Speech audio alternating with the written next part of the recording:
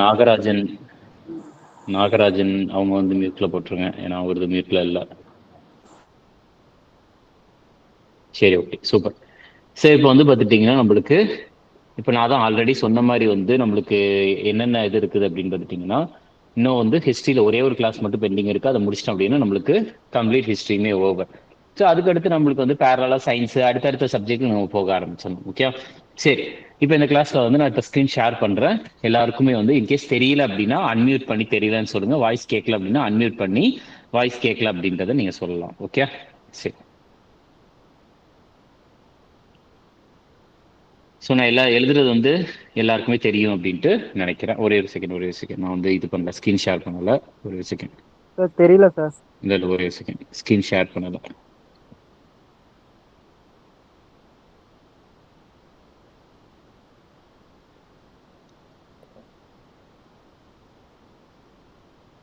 Okay sir. Okay, இப்போ தெரியும். Okay, so இப்போ தெரியும்னு நினைக்கிறேன். சரி, இப்போ வந்து பார்த்துட்டீங்கன்னா நம்ம வந்து நான் போன கிளாஸ்ல வந்து பூனா உடன்படிக்கை வரைக்கும் பார்த்தோம்ல. இப்போ இதுல வந்து நம்ம என்ன பார்க்க போறோம்னா, ஃபர்ஸ்ட் வந்து மகாத்மா காந்தியை பத்தி நம்ம பார்த்துடலாம். ரைட்டா? காந்தியை பத்தி, காந்தி வந்து எங்க பிறந்தார், அம்மா பேர் என்ன, அப்பா பேர் என்ன, மனைவியின் பெயர் என்ன, எப்போ வந்து லண்டனுக்கு போய் படிக்க ஆரம்பிச்சாரு. ஸோ அது எல்லாத்தையுமே வந்து இந்த ஒரு வீடியோவில் நம்ம பார்க்கலாம். அது போக அதுக்கப்புறம் வந்து காந்திக்கு அடுத்து நம்ம எதை பத்தி பார்க்க போறோம்னா, கிரிப்ஸ் மிஷன். சரியா? கிரிப்ஸ் அப்படின்ற ஒரு மிஷன் வந்து பார்த்துட்டீங்கன்னா இங்க வந்தாங்க, இந்தியாவுக்கு வந்தாங்க. அவங்க எதுக்காக வந்தாங்க, ஏன் வந்து அந்த கிரிப்ஸ் மிஷன் வந்து எதிர்த்தாங்க அப்படின்றதெல்லாம் நம்ம பார்க்கலாம். அதுக்கு அடுத்து வந்து குவிட் இந்தியா மூவ்மெண்ட், அதாவது வெள்ளையனே வெளியேறு தான். சிம்பிளா குவிட் இந்தியா அப்படின்னா வெள்ளையனே வெளியேறு, அந்த இயக்கத்தை பத்தி நம்ம ஃபுல்லாவே நம்ம பார்க்கலாம். அதுக்கப்புறம் வந்து இந்தியன் நேஷனல் ஆர்மி. ஸோ அதுக்கடுத்து இந்தியன் நேஷனல் ஆர்மியை பத்தி நம்ம பார்ப்போம். அதுக்கப்புறம் சுபாஷ் சந்திர போஸை பத்தி ஒரு பேசிக்கான டீட்டெயில்ஸ் நம்ம பார்த்துருவோம். அதுக்கடுத்து கடைசியா வந்து கேபினெட் மிஷன் அப்படின்ற ஒன்று இருக்கு. அதுக்கடுத்து இந்திய சுதந்திர சட்டம் 1947 இருக்கு. அதை பார்த்துட்டோம்னா நம்மளுக்கு கம்ப்ளீட் ஹிஸ்டரி அப்படின்றது ஓவர் ஆயிரும். இதுக்கு நடுவில் வந்து நம்மளுக்கு இந்திய தேசிய காங்கிரஸ் மட்டும் இருக்கு. அந்த ஆனா இந்திய தேசிய காங்கிரஸை பொறுத்த வரைக்கும் அதை வந்து நம்மளுக்கு கிளாஸ்ல நடத்துற அளவுக்கு வந்து ஒன்றும் கிடையாது. ஆனா அது முக்கியம். காரணம் என்ன அப்படின்னு பார்த்துட்டீங்கன்னா, உங்களுக்கு அது வெறுமனையா வந்து இந்திய தேசிய காங்கிரஸ் வந்து எந்த வருஷம் மீட்டிங் நடத்தினாங்க, அந்த மீட்டிங்க்கு வந்து யார் வந்து பிரசிடென்டா இருந்தா அப்படின்றத மட்டும் தான் நீங்க படிக்கணும். ஸோ நம்ம கிளாஸ்ல வந்து அதை எழுதி திருப்பி அதை இது பண்ணோம் அப்படின்னா நம்மளுக்கு டைம் வந்து வேஸ்ட் ஆகும். ஸோ அப்படின்றப்ப வந்து முக்கியமான பர்சனாலிட்டிஸ் பத்தி நம்ம வந்து என்னென்ன முக்கியமான பாயிண்ட் இருக்கோ அது எல்லாத்தையும் நம்ம பார்த்துடலாம். ஓகே, சரி. இப்போ நான் ஆல்ரெடி சொன்ன மாதிரி ஃபர்ஸ்ட் நம்ம யாரை பத்தி பார்க்க போறோம்னா மகாத்மா காந்தி அவர்களை பத்தி பார்க்க போறோம். ஒரு செகண்ட்.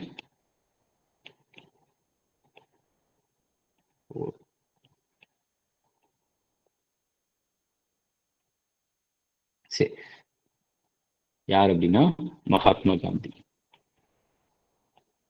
நான் எழுத அப்படியே நீங்க காப்பி பண்ணி உங்களுடைய நோட்ஸ்ல வந்து பேஸ்ட் பண்ணிக்கலாம். ஓகே, சரி. மகாத்மா காந்தியினுடைய முழு பெயர் வந்து மோகன்தாஸ் கரம்சந்த் காந்தி. மோகன்தாஸ் கரம்சந்த் காந்தி. ஓகே, இவரு பிறந்தது பிறந்தது எப்பொழுதுனா அக்டோபர் 2, 1869. 1869 பிறந்தார். ஸோ இவரு பிறந்த தினம் இருக்குல்ல, அதாவது அக்டோபர் 2, 1869. ஸோ இதை தான் வந்து என்னன்ட்டு சொல்றாங்கன்னா international day of non violence அப்படின்ட்டு செலிப்ரேட் பண்ணது. ரைட்டா? இன்டர்நேஷனல் டே ஆஃப், ஒரு செகண்ட். ஸோ இந்த தினத்தை தான் வந்து சர்வதேச அகிம்சை தினம் அப்படின்ட்டு நம்ம வந்து செலிப்ரேட் பண்றோம். என்ன டே அப்படின்னா இந்த October 2 international day of non violence, சர்வதேச அகிம்சை தினம்.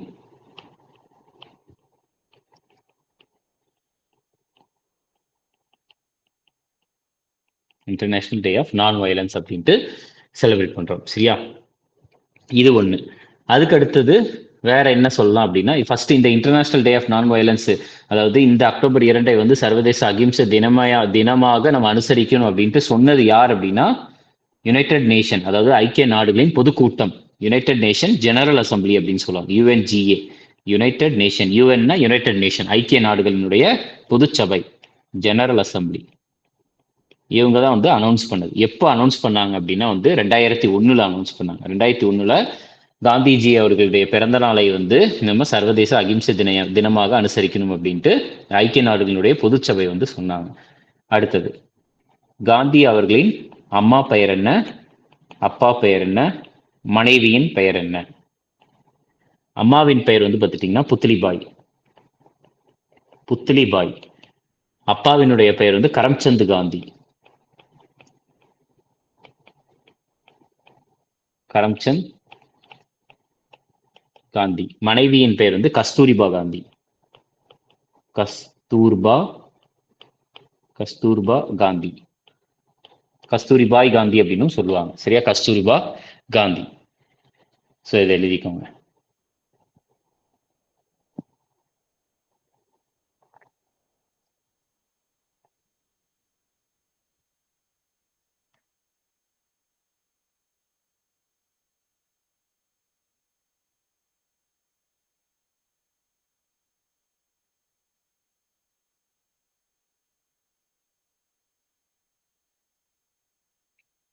ஸோ எழுதிட்டு சொல்லுங்க, நான் அடுத்த பேஜ் போறேன். எல்லாம் ஸ்கிரீன்ஷாட் எடுத்துக்கோங்க.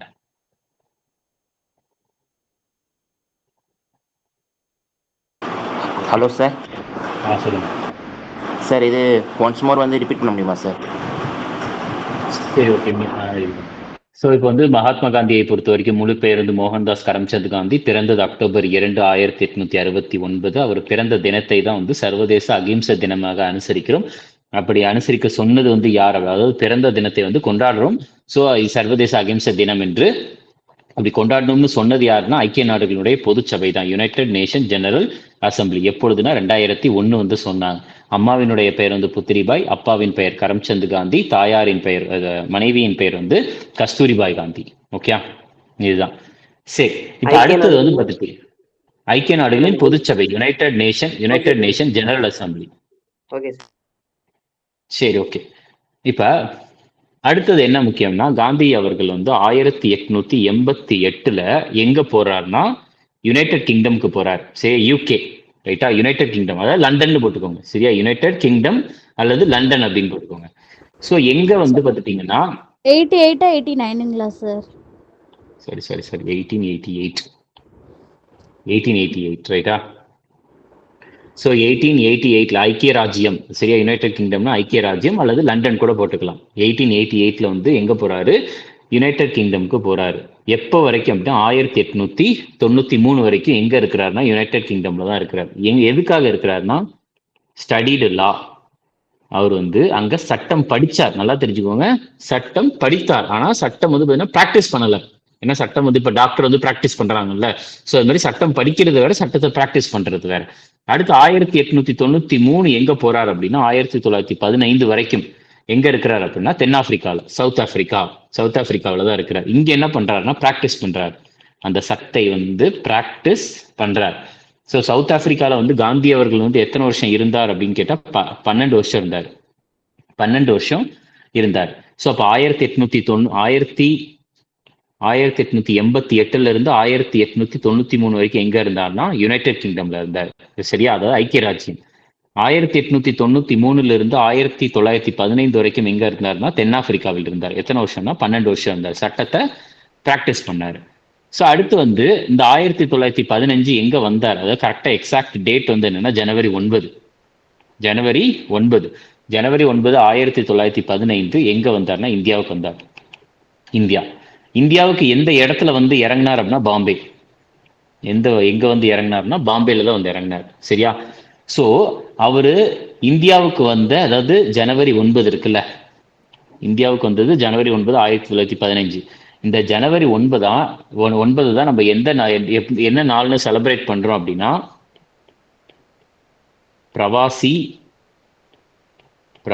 பாரதிய தினம். பிரவாசி பாரதிய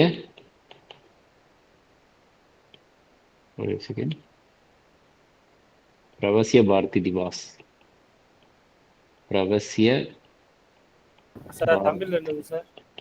இப்படியே தான் ஒரு பிரவசி பாரதிய தினம் அப்படின்னு வரும். அதுக்கு நிறைய நேம் இருக்கு, நான் அடுத்தடுத்து நான் எழுதி போடுறேன், இருங்க.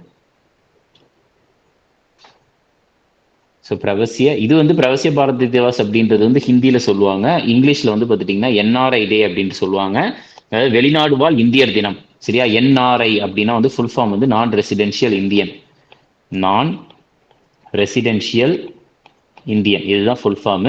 இதை வந்து பிரவசிய பாரதிய திவாஸ் அப்படின்ற தமிழ்ல வந்து வெளிநாடு வாழ் இந்தியர் தினம், நான் ரெசிடென்ஷியல் இந்தியன், வெளிநாட்டில் இருக்கிற இந்தியன். ரைட்டா? அடுத்தது காந்தி அவர்களை பார்க்குறப்ப இதே 1915 தான் காந்தி அவர்களுக்கு வந்து பிரிட்டிஷ் கவர்மெண்ட் வந்து ஒரு மெடல் ஒன்று கொடுக்குறாங்க. என்ன மெடல்னா gold medal. Gold medal British அரசாங்கம் கொடுக்குது. அந்த கோல்டு மெடலோடைய பெயர் வந்து என்னன்னா கைசர் ஐ ஹிந்து. கைசர் ஐ ஹிந்து அதனுடைய பெயர், கைசர் ஐ ஹிந்து.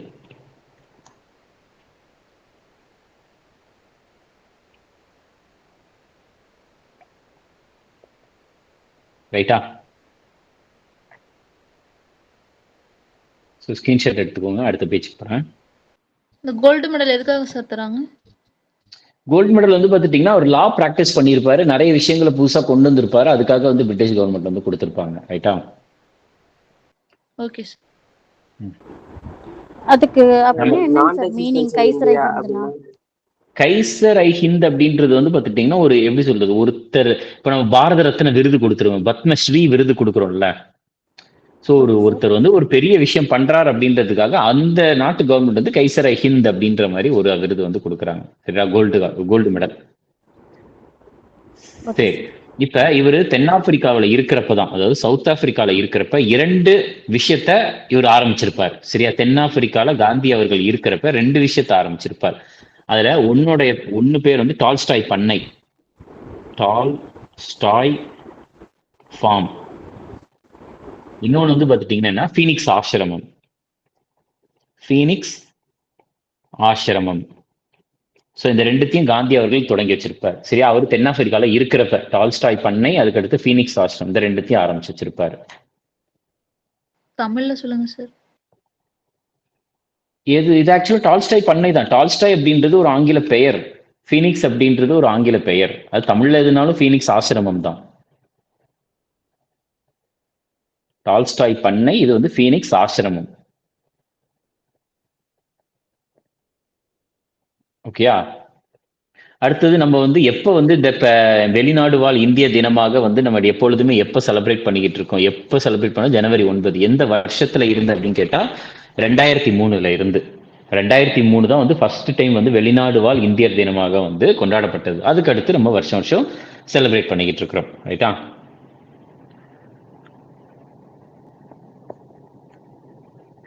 அடுத்தது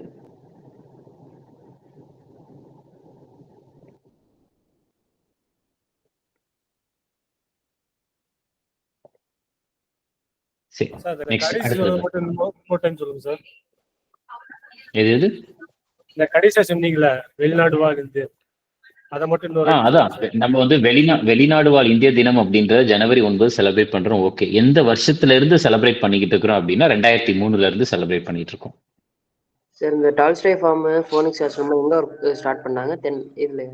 தென்னாப்பிரிக்கால காந்தி இருக்கிறப்ப அவரால் தொடங்கப்பட்டது டால்ஸ்டாய் பண்ணையும் ஃபீனிக்ஸ் ஆசிரமம். Okay sir. இப்பயுமே சவுத் ஆப்பிரிக்கால தான் தொடங்குறாரு இல்லைங்களா சார் அது? ஆமா, சவுத் ஆப்பிரிக்கால ஆரம்பிச்சிருப்பார். அடுத்தது சரி, நெக்ஸ்ட் வந்து பார்த்துட்டீங்கன்னா அவரு 1894 வந்து ஒரு கட்சி ஒன்று ஆரம்பிச்சிருப்பார். சரியா? என்ன கட்சி அப்படின்னா நேட்டால் இந்திய காங்கிரஸ் அப்படின்ட்டு. சரியா? தமிழ்லயுமே இதேதான், நேட்டல் இந்தியா காங்கிரஸ் அப்படின்ற ஒரு கட்சியை வந்து பார்த்துட்டீங்கன்னா ஆரம்பிச்சிருப்பார். ஸோ அது வந்து எதுக்காக அப்படின்னு பார்த்துட்டீங்கன்னா அங்க வந்து தென்னாப்பிரிக்கால இந்தியர்களை வந்து பாகுபாடோட நடத்துவாங்க. டிஸ்கிரிமினேட் ரொம்ப வந்து இது பண்ணி பாகுபாடோட வந்து இது பண்ணுவாங்க. ஸோ அப்போ வந்து பார்த்துட்டீங்கன்னா அதை வந்து கண்டிக்கிறதுக்காக வந்து ஒரு கட்சி ஒன்று ஆரம்பிச்சிருப்பார். அந்த கட்சியின் பேர் தான் நேட்டால் இந்தியன் காங்கிரஸ். எப்போ ஆரம்பிச்சிருப்பார் அப்படின்னா 1894.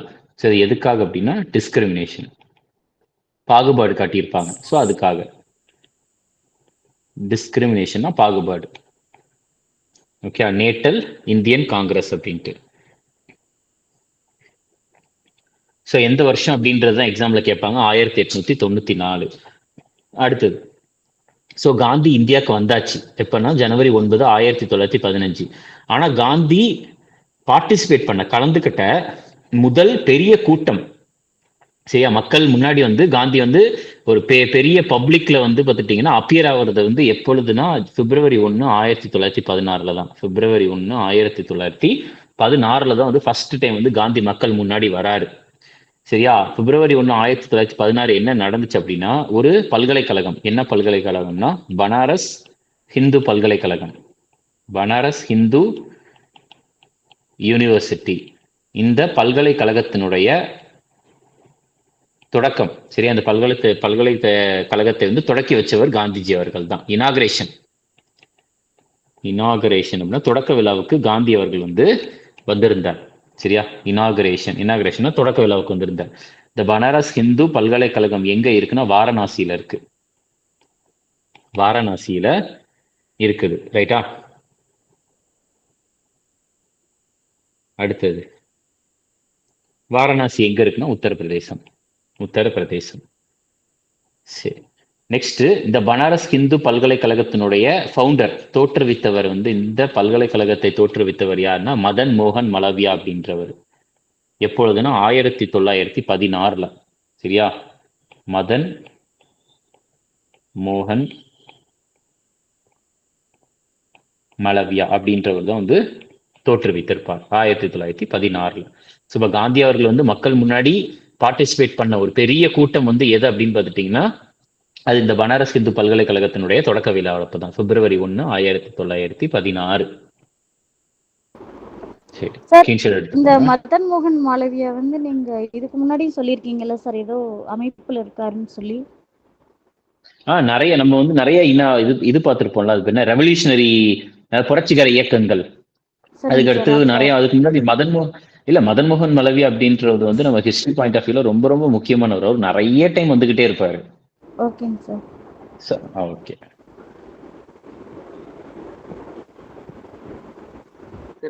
National Natal port Indian Congress இருக்கு சார். ஆமா ஆமா. அது தமிழர்களுக்கு மரியாதை கொடுக்கலன்ற மரியாதை எங்க நடந்தது? அங்க தமிழர்களுக்கு கிடையாது, இந்தியர்களுக்கு வந்து பார்த்துட்டீங்கன்னா பாகுபாடோட நடத்துவாங்க அப்படின்ட்டு சவுத் ஆப்பிரிக்கா, தென்னாப்பிரிக்காலேயே ஆரம்பிச்சிருப்பாரு காந்தி. Okay sir. சரி, ஓகே. நெக்ஸ்ட் மியூட்ல போட்டிருக்காங்க. நெக்ஸ்ட் வந்து பார்த்துட்டீங்கன்னா அது போக காந்தி அவர்கள் வந்து வேற என்ன வந்து உருவாக்கி இருப்பாருன்னா இந்தியாவில் வந்து சபர்மதி ஆசிரமம் வந்து கொண்டு வந்திருப்பாரு. அது போக எஸ்டாப்ளிஷ்ட் என்ன ஆரம்பிச்சிருப்பார் அப்படின்னா சபர்மதி ஆசிரமம்.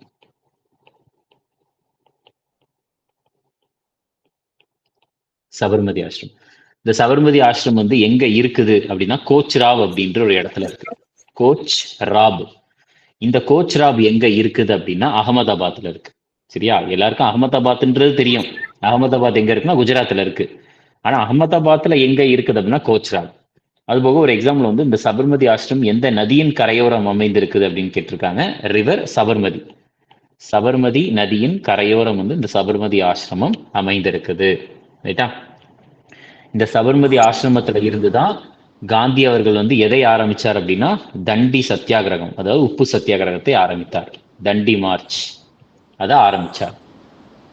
இந்த தண்டி மார்ச் அப்படின்றது எப்பொழுது ஆரம்பிச்சார் அப்படின்னா 12 மார்ச் 1930 ஆரம்பிச்சார். ரைட்டா? ஆரம்பிச்ச நாள். ஆசிரமம் இல்ல, அது ஆங்கிலத்துல வந்து ஆசிரமம் அப்படின்ட்டு சொல்லுவாங்க, தமிழ்ல ஆசிரமம். சார் சவுண்ட் அப்நார்மலா கேக்குது சார். மியூட்ல போடுங்க. மியூட்ல போடுங்க.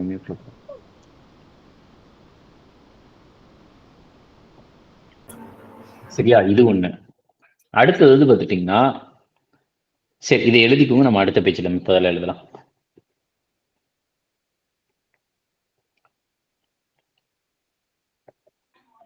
சார் அந்த சபர்மதி ஆசிரமம்ல இருந்து தான் தண்டி ஸ்டார்ட் பண்ணாங்களா சார்? ஆமா, சபர்மதி ஆசிரமத்துல இருந்துதான் வந்து தண்டி மார்ச் ஆரம்பிச்சிருப்பாங்க. சரியா? தண்டி மார்ச்னா உப்பு சத்தியாகிரகம்.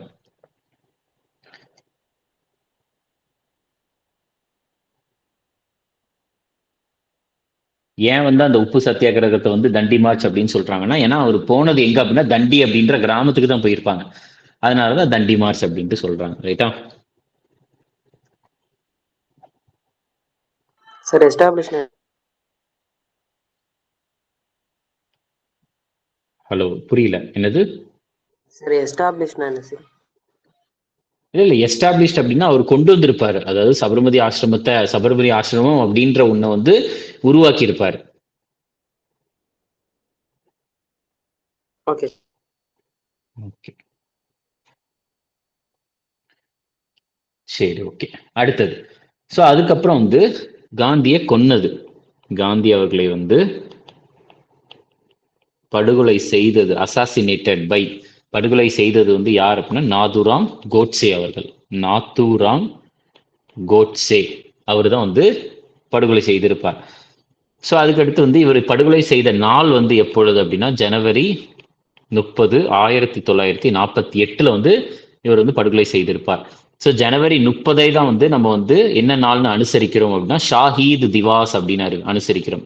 ஹிந்தியில வந்து பார்த்துட்டீங்கன்னா ஷாஹீத் திவாஸ், ஆங்கிலத்துல வந்து மார்டைர்ஸ்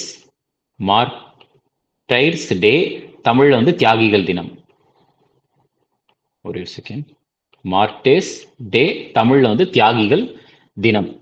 ஸோ அதுக்கப்புறம் அவங்கள வந்து படுகொலை செய்துட்டாங்கல்ல, எங்க வச்சு, அதாவது எந்த இடத்துல வச்சு காந்தி அவர்கள் வந்து சுட்டுக் கொல்லப்பட்டார் அப்படின்னா பிர்லா பவன்.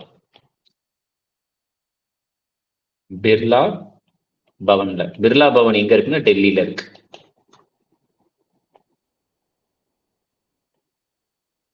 காந்தியினுடைய நினைவு மண்டபம், மெமோரியல், சரியா, மெமோரியல் நினைவு மண்டபம் எந்த இடத்துல இருக்குன்னா ராஜ்காட் அப்படின்ற ஒரு இடத்துல இருக்கு. ராஜ்காட், இது அதிகமா எக்ஸாம்ல கேட்டிருக்காங்க. காந்தியினுடைய நினைவு மண்டபம் வந்து எது அப்படின்னா ராஜ்காட். இந்த ராஜ்காட் வந்து எந்த நதியின் கரையோரம் அமைந்திருக்கு அப்படின்றது ஒரு எக்ஸாம்ல கேட்டிருந்தாங்க. யமுனை நதியின் கரையோரம் அமைந்திருக்குது ராஜ்காட் அப்படின்ற அவருடைய நினைவு மண்டபம்.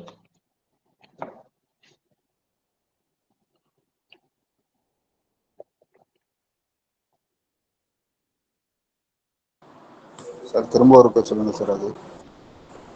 அதாவது காந்தி அவர்களை வந்து படுகொலை செய்தது வந்து யார் அப்படின்னா நாதுராம் கோட்சே. எப்போ படுகொலை செய்தார்னா ஜனவரி 30, 1948.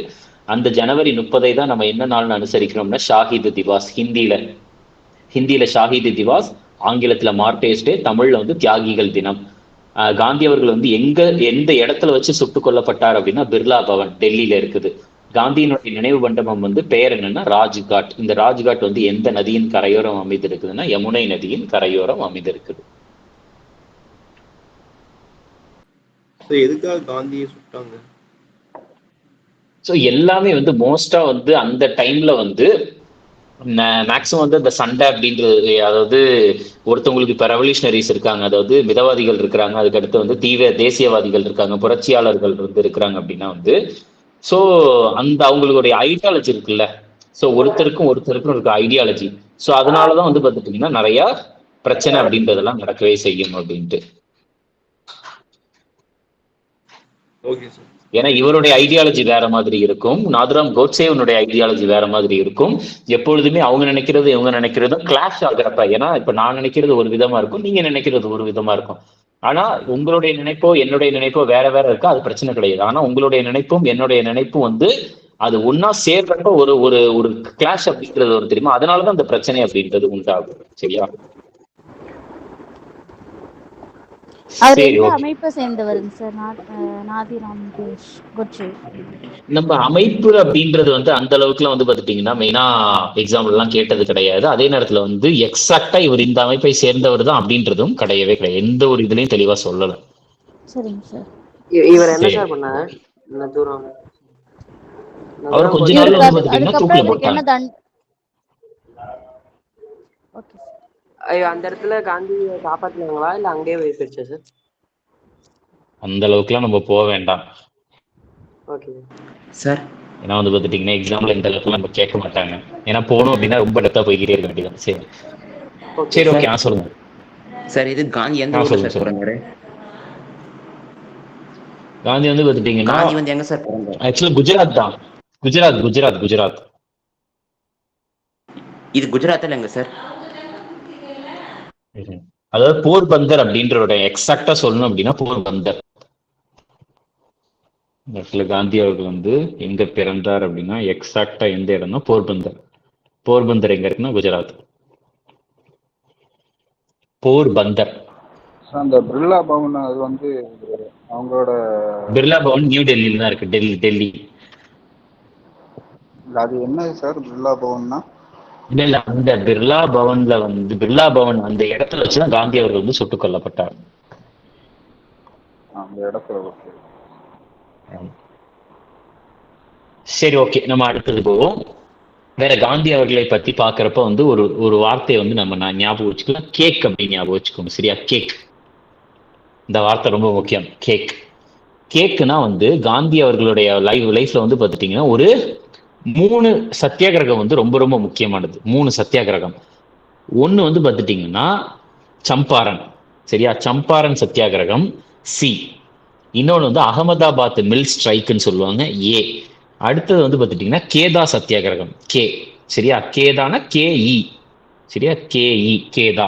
ஸோ அப்ப இந்த ஆர்டர்ல தான், அதாவது நான் எழுதியிருக்கிறது குரோனாலஜிக்கல் ஆர்டர். குரோனாலஜிக்கல் ஆர்டர்னா வந்து ஃபர்ஸ்ட் வந்து பார்த்துட்டிங்கன்னா நம்ம வந்து ஒரு ஆர்டராக வருது வருஷம். ஃபர்ஸ்ட் நடந்தது வந்து சம்பாரன் சத்தியாகிரகம், அடுத்து வந்து அகமதாபாத் மில் ஸ்ட்ரைக்கு, அதுக்கப்புறம் வந்து கேதா சத்தியாகிரகம். ஒரு ஆர்டராக வந்து பார்த்துட்டிங்கன்னா நான் சொல்லி அந்த ஆர்டரில் நமக்கு தெரியணும். காந்தியினுடைய லைஃப்ல வந்து ஃபர்ஸ்ட் நடந்தது வந்து எது அப்படின்னா சம்பாரன் சத்தியாகிரகம். அவர் கலந்துக்கிட்டது வந்து சம்பாரன் சத்தியாகிரகம். சரியா? ஃபர்ஸ்ட் நம்மளுக்கு வந்து இப்ப சத்தியாகிரகம். சரியா? சத்தியாகிரகா சம்பார சத்தியாகிரகா அப்படின்னு சொல்லுவாங்க ஆங்கிலத்துல. ஸோ சத்தியாகிரகா அப்படின்றது வந்து என்ன அப்படின்னா இதுக்கான அர்த்தம் வந்து உண்மை. சத்தியாகிரகம் அப்படின்னா உண்மை மற்றும் அகிம்சை. அதுக்கான அர்த்தம் வந்து பார்த்துட்டீங்கன்னா உண்மை மற்றும் அகிம்சை தான் சத்தியாகிரகத்தினுடைய அர்த்தம். சரியா? அடுத்து இந்தியாவுல காந்தியினுடைய முதல் சத்தியாகிரகம் வந்து என்ன அப்படின்னு கேட்டாங்கன்னா அது வந்து இதுதான். சரியா? இந்தியாவுல காந்தி அவர்களின் தமிழ்ல சத்தியாகிரகம் தான். தமிழ்ல சத்தியாகிரகம் அப்படின்னா நம்ம சம்பாரன் சத்தியாகிரகாவை வந்து ஆங்கிலத்துல சொல்லுவோம், தமிழ்ல சம்பாரன் சத்தியாகிரகம். ரைட்டா? சோ அடுத்து இந்தியாவில் வந்து காந்தியினுடைய முதல் சத்தியாகிரகத்தை எஸ்ஜின்னு போடுறேன். சரியா? எஸ்ஜி. இந்தியாவில் வந்து காந்தியினுடைய முதல் சத்தியாகிரகம் வந்து எதுனா அது இந்த சம்பாரன் சத்தியாகிரகம் தான். ரைட்டா? தமிழ்லயே ரெக்கார்ட் பண்ணிடலாமே சார், தமிழ்லயே எழுதிடலாமே சார். நான் அதான் ஆல்ரெடி நான் சொல்லியிருந்தேன்ல, நான் கிளாஸ் ஃபர்ஸ்ட் நான் ஸ்டார்ட் பண்றப்போ வந்து பார்த்துட்டீங்கன்னா எல்லாருமே வந்து ஃபர்ஸ்ட் ஃபுல்லா வந்து ஏன்னா நம்ம எழுதுறோம் அப்படின்றப்போ வந்து ஒரு 10 பேருக்கு அது ஓகே. பட் ஆனா வந்து ஃபுல்லா நம்மளுக்கு வந்து பாக்குறப்போ வந்து அது இங்கிலீஷ்ல, நான் அதனாலதான் தமிழ்ல சொல்லிட்டு இங்கிலீஷ்ல எழுதுறேன். ரைட்டா? ஏன் அப்படின்னா ஒரு சில பேர் வந்து நம்மளுக்கு இங்கிலீஷ் இருக்கிறப்ப வந்து நான் தமிழ்ல எழுதிட்டு நான் இங்கிலீஷ்ல சொல்ல முடியாது இல்ல, அந்த ஒரு காரணம் மட்டும்தான். சரி, இந்தியாவில வந்து காந்தியினுடைய முதல் சத்தியாகிரகமாக சம்பாரன் சத்தியாகிரகம் பார்க்கப்படுகிறது. இந்த சம்பாரன் அப்படின்ட்டு வந்து பாத்துட்டீங்கன்னா இந்த சம்பாரன் அப்படின்றது ஒரு கிராமம். இந்த சம்பாரன் அப்படின்றது ஒரு கிராமம் எந்த இடத்துல இருக்குன்னா பீகார்ல இருக்கிற ஒரு கிராமம். பீகார்ல. சரியா? சரி, இப்ப இங்க வந்து என்ன பிரச்சனை அப்படின்னா இண்டிகோ அப்படின்ற ஒரு செடி இருக்கு. சரியா? இண்டிகோ. சரியா? தமிழ்லயுமே வந்து இண்டிகோ தான். சரியா? தமிழ்லயுமே வந்து பாத்துட்டீங்கன்னா இண்டிகோ தான். Indigo plantation. Indigo plantation. ரைட்டா? ஸோ இண்டிகோ பிளான்டேஷன் வந்து பாத்துட்டீங்கன்னா அதாவது அவுரி செடி அப்படின்ட்டு சொல்லுவாங்க. அவுரி செடி அது ஆக்சுவலா வந்து நீல கலர்ல வந்து சாயம். சரியா? நம்மளுக்கு வந்து சாயம் இருக்கு தெரியுமா, அந்த சாயத்தை வந்து பார்த்துட்டீங்கன்னா இந்த அவுரி செடி. Indigo plantation. இண்டிகோ பிளான்டேஷன் சவுரி செடி. அவுரி செடி இண்டிகோ பிளான்டேஷன். ஸோ இதுதான் வந்து பார்த்துட்டீங்கன்னா பிரச்சனையே. இவங்க வந்து இந்த அவுரி செடிக்கு ஒரு திட்டம் ஒன்று வச்சிருந்தாங்க, இண்டிகோ பிளான்டேஷன் சிஸ்டம். ஏன்னா இந்த இண்டிகோல வந்து என்ன எடுக்கலாம் அப்படின்னா சாயம் எடுக்கலாம், அதாவது டைன்னு சொல்லுவாங்க. சாயத்தை வந்து நம்ம அதிகமா வந்து எடுக்க முடியும். எதுல இருந்து அப்படின்னா இந்த இண்டிகோ அப்படின்ற ஒரு செடியில இருந்து எடுக்க முடியும். சரி, இந்த இண்டிகோ பிளான்டேஷன் சிஸ்டம்க்கு இன்னொரு பெயர் இருந்துச்சு, ஏகேஎன் போடுறேன். ஏகேஎனா ஆல்சோ நோன் அஸ். சரியா? இன்னொரு பெயர் என்ன அப்படின்னு பார்த்துட்டீங்கன்னா திங்கத்தியா முறை அப்படின்ட்டு. தமிழ்லயுமே இதேதான், திங்கத்தியா முறை அப்படின்ட்டு ஒரு பேர் இருந்துச்சு, திங்கத்தியா முறை இண்டிகோ பிளான்டேஷன் சிஸ்டம்க்கு. அதாவது இந்த திட்டத்திற்கு கீழே, சரியா, சிஸ்டம்னு போட்டிருக்குல்ல, இந்த சிஸ்டம் அப்படின்னா வந்து இந்த திட்டத்திற்கு கீழே என்ன சொன்னாங்க அப்படின்னா இப்ப வந்து என்கிட்ட வந்து ஒரு 20 ஏக்கர் வந்து பார்த்துட்டீங்கன்னா 20 வேண்டாம், அதாவது சிம்பிளா வந்து சொல்ல போனா இப்ப என்னோட இடம் வந்து 20 பங்கு அப்படின்னா அந்த 20ல 3 பங்கு. சரி, என் இடம் வந்து பார்த்துட்டீங்கன்னா 20 அப்படின்னா அந்த 20ல 3 பங்கு. சரியா? 320 சரியா சரியா 3/20 பார்ட் ஆஃப் லேண்ட். என்னோட இடத்துல 20/3 பங்கு வந்து நான் எந்த செடியை வளர்க்கணும் அப்படின்னா இந்த அவுரி செடியை வந்து வளர்க்கணும். அவுரி செடியை நான் வளர்க்கணும். அவுரி செடியை வளர்த்து நான் அந்த இண்டிகோ இருக்கு தெரியுமா, அந்த அவுரி செடியை நான் யாருக்கிட்ட விற்கணும் அப்படின்னா கிழக்கிந்திய கம்பெனிக்கு தான். Sell it to company. நான் கம்பெனிக்கு தான் விற்கணும். ஆனா இந்த விற்கிறப்ப வந்து பார்த்துட்டீங்கன்னா அவங்க எவ்வளவு விலைக்கு எடுத்துக்குவாங்க அப்படின்னா ரொம்ப ரொம்ப சீப்பான விலைக்கு தான் எடுத்துக்குவாங்க. சீப்பான விலைக்கு தான் அவங்க வாங்கவே செய்வாங்க. சரி, இப்ப சீப்பான விலைக்கு வாங்குறாங்கல்ல, இப்ப இந்த இண்டிகோ இந்த அவுரி செடியை வளர்க்கறதுக்கு காசும் அவங்களே கொடுத்துருவாங்க, செடியோடைய விதையும் அவங்களே கொடுத்துருவாங்க. ஸோ அப்புறம் என்ன வந்து இதுல பிரச்சனை அப்படின்னு பார்த்துட்டீங்கன்னா, இந்த அவுரி செடியை வளர்ப்பதன் மூலியமாக நம்மளுடைய நிலம் இருக்கு தெரியுமா, நிலத்தினுடைய வளம் வந்து பார்த்துட்டீங்கன்னா கொஞ்சம் கொஞ்சமா செழிப்புத்தன்மை கொஞ்சம் கொஞ்சமா குறைய ஆரம்பிச்சிடும். சரியா?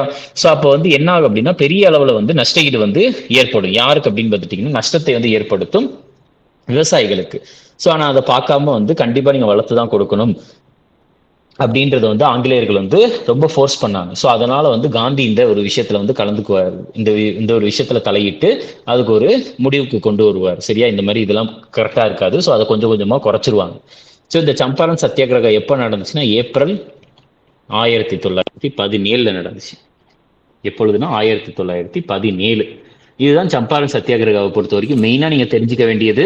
சம்பாரன் சத்தியாகிரகா எப்போ நடந்துச்சு, அடுத்தது வந்து காந்தியினுடைய முதல் சத்தியாகிரகம் இந்தியாவில், அதுக்கு அடுத்து எங்க இடத்துல இருக்குது, இது என்ன செடி அப்படின்னா இண்டிகோ செடி, அதாவது அவுரி செடி. ரைட்டா?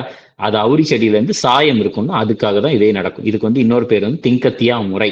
ஏன் வந்து திங்கத்தியா முறை அப்படின்னா ஹிந்தியில வந்து தீன் அப்படின்னா 3. ஸோ அப்போ வந்து என்னன்னா என்னுடைய நிலம் வந்து 20 பங்கு அப்படின்னா 20/3 பங்கு வந்து நான் எந்த செடியை வளர்த்தாகணும் அப்படின்னா இண்டிகோ அப்படின்ற செடியை கண்டிப்பா நான் வளர்த்தாகணும் அப்படின்றது தான். ரைட்டா? சரி. ஸோ இப்போ வந்து பார்த்துட்டீங்கன்னா இது வந்து சியா நம்ம கேக் அப்படின்னு தான் பார்த்தோம். அப்போ கேக் அப்படின்னு பார்க்குறப்ப ஃபர்ஸ்ட் வந்து சம்பாரன், அடுத்து அகமதாபாத் மில் ஸ்ட்ரைக் அப்படின்ட்டு சொல்லுவாங்க. அதுக்கு அடுத்து வந்து பார்த்துட்டீங்கன்னா உங்களுக்கு ஃபுல்லா அதுக்கு அடுத்து வந்து கேதா சத்தியாகிரகம் அப்படின்றது இருக்கு. சரியா? ஓகே, ஸோ இதை எழுதிக்கோங்க.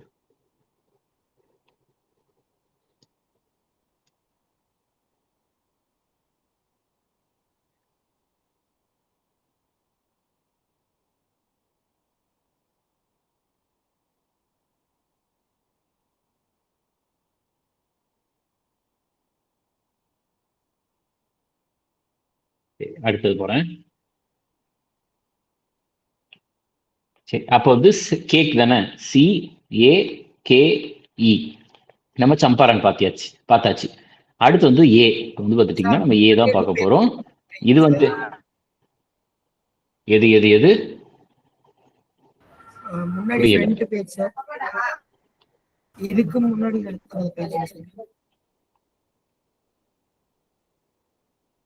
ஸ்கிரீன்ஷாட் எடுத்துக்கோங்க. அடுத்த பேஜ் போறேன். அது சம்பாரன் சத்தியாகிரகம் இதுதான். சார் தமிழ்நாட்டுல இன்னும் இந்த அவுரி செடி இருக்கா சார்?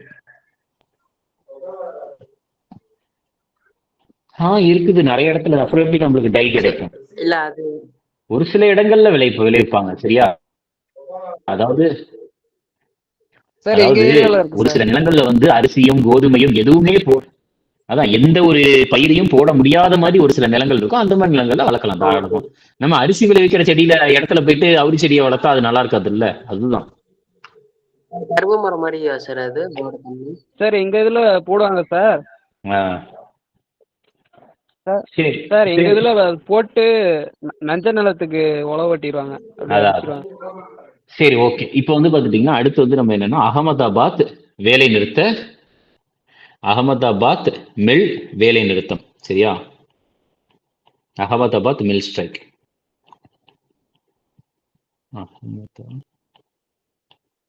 அகமதாபாத் மில் வேலை நிறுத்தம். Ahmedabad mill strike. சரி, இதை பொறுத்த வரைக்கும் இது எப்பொழுது நடந்துச்சுன்னா மார்ச் 1918. மார்ச் 1918 வந்து நடந்துச்சு. சரியா? அகமதாபாத் மில் ஸ்ட்ரைக் அப்படின்ட்டு சொல்லுவாங்க. சரி, இதுதான் வந்து காந்திஜி அவர்களினுடைய முதல் உண்ணாவிரத போராட்டம். சரியா? காந்தி அவர்களினுடைய முதல் உண்ணாவிரத போராட்டம், காந்திஸ் ஃபர்ஸ்ட் ஹங்கர் ஸ்ட்ரைக், உண்ணாவிரத போராட்டம். சரி, இங்க ஆக்சுவலா என்ன நடந்துச்சு அப்படின்னு பார்த்துட்டீங்கன்னா, இங்க வந்து யாருக்கும் வந்து பிரச்சனை அப்படின்னா, ஓனருக்கும் நிறைய அகமதாபாத்ல இருக்கிற மில் ஓனர்களுக்கும் வெசஸ் லேபரர்ஸ்னா வேலை பார்க்குறவங்களுக்கும், ஓனர்களுக்கும் தொழிலாளர்களுக்கும் தான் வந்து பார்த்துட்டீங்கன்னா பிரச்சனை. சரி, இந்த வெசஸ் அப்படின்னா நான் ஆல்ரெடி சொல்லியிருக்கேன் சண்டை. சரியா? வெசஸ் அப்படின்னு பார்த்துட்டீங்கன்னா சண்டை இந்த சென்ஸ் வந்து அந்த ஒரு பேச்சுவார்த்தை. சரியா? இவங்க வேலை செய்யாம வந்து பார்த்துட்டீங்கன்னா வேலை நிறுத்தத்துல இருக்கிறாங்க, இந்த மாதிரி ஒரு இது. சரி, இப்ப என்ன நடக்குது அப்படின்னு பார்த்துட்டீங்கன்னா, ஸோ உங்களுக்கு என்ன நடந்துச்சு அப்படின்னா பிளேக். சரியா? பிளேக் அப்படின்றது வந்து பார்த்துட்டீங்கன்னா ஒரு கொள்ளை நோய். சரியா? பிளேக் அப்படின்றது வந்து சிம்பிளா வந்து கொள்ளை நோய் அப்படின்ட்டு சொல்லுவாங்க. ஸோ அந்த பிளேக் வந்து வந்துடும் அந்த டைம்ல. அப்ப அந்த ஒரு ரூல்ஸ் அண்ட் ரெகுலேஷன்ல இருக்கும் என்னன்னா, இந்த மாதிரி ஒரு பெரிய நோய் வந்துருச்சுன்னா எல்லா தொழிலாளர்களுக்கும் என்ன கொடுக்கறதா இருந்திருப்பாங்க. ஏன்னா யாருமே வீட்டு வேலைக்கு வந்திருக்க முடியாது. ஸோ அப்போ வந்து பார்த்துட்டீங்கன்னா என்ன பண்ணியிருப்பாங்க அப்படின்னா, உங்களுக்கு போனஸா வந்து காசு கொடுத்துரும் அப்படின்னு சொல்லுவாங்க. ஸோ அப்போ வந்து பிளேக் அப்படி வந்திருக்கும். ஆனா கண்டிப்பா போனஸ் கொடுத்துருப்பாங்களான்னு கேட்டா போனஸ் வந்து கொடுத்துருக்க மாட்டாங்க. அது போக இன்னொரு பிரச்சனை என்ன அப்படின்னா வேஜ், அதாவது தினக்கூலி. அந்த வேஜை வந்து அதிகப்படுத்த சொல்லியிருப்பாங்க, அதையுமே வந்து அதிகப்படுத்தி இருக்க மாட்டாங்க. அப்ப ரெண்டு விஷயம், ஒண்ணு வந்து பிளேக் வந்திருக்கும், அதாவது கொள்ளை நோய் வந்திருக்கும், அதுக்கு போனஸும் கொடுத்துருக்க மாட்டாங்க. அடுத்து வேஜ்னா தினக்கூலி, அதையும் வந்து ஏத்தி கொடுக்க மாட்டாங்க. ஸோ இதனால வந்து பிரச்சனை வந்து ஏற்பட்டுச்சு. ஸோ கடைசியில வந்து யாரு தலையிட்டாங்க அப்படின்னா, காந்தி அவர்கள் தலையிட்டு கடைசியில வந்து வேலை பார்க்குற தொழிலாளர்களுக்கு வந்து 35% சம்பளத்தை வந்து ஏத்தி அவர் வந்து பேச்சுவார்த்தை நடத்தி முடிச்சு வச்சார். 35% வந்து ஏத்துறதுக்கு. சரியா? ஸோ அது வந்து பார்த்துட்டீங்கன்னா தெரிஞ்சுக்கோங்க, 25% வந்து இன்க்ரீஸ் பண்ணாங்க அப்படின்றத தெரிஞ்சுக்கோங்க. சரி, ஸோ இது வந்து அகமதாபாத் மில் ஸ்ட்ரைக்கை பொறுத்த வரைக்கும். யார் சார் கொடுத்தாங்க அந்த அமௌண்ட்? 35%? இல்ல அது ஓனர் தான் லேபர். ஃபேக்டரியில வேலை பார்க்குறாங்க, ஃபேக்டரியோட ஓனர் தான், அவங்க தான் கொடுத்தாங்க. காந்தி சொன்னதுக்கு அப்புறம் தான் கொடுத்தாங்களா சார்? காந்தி வந்து பேச்சுவார்த்தை நடத்தி முடிச்சதுக்கு அப்புறம், காந்தியினுடைய உண்ணாவிரத போராட்டத்துக்கு அப்புறம் வந்து கொடுக்கப்பட்டது. சரி, ஓகே. ஸோ இது வந்து அகமதாபாத் மில் ஸ்ட்ரைக்கா. அடுத்த சத்தியாகிரகம். ஸோ அப்போ வந்து ஒரே செகண்ட்.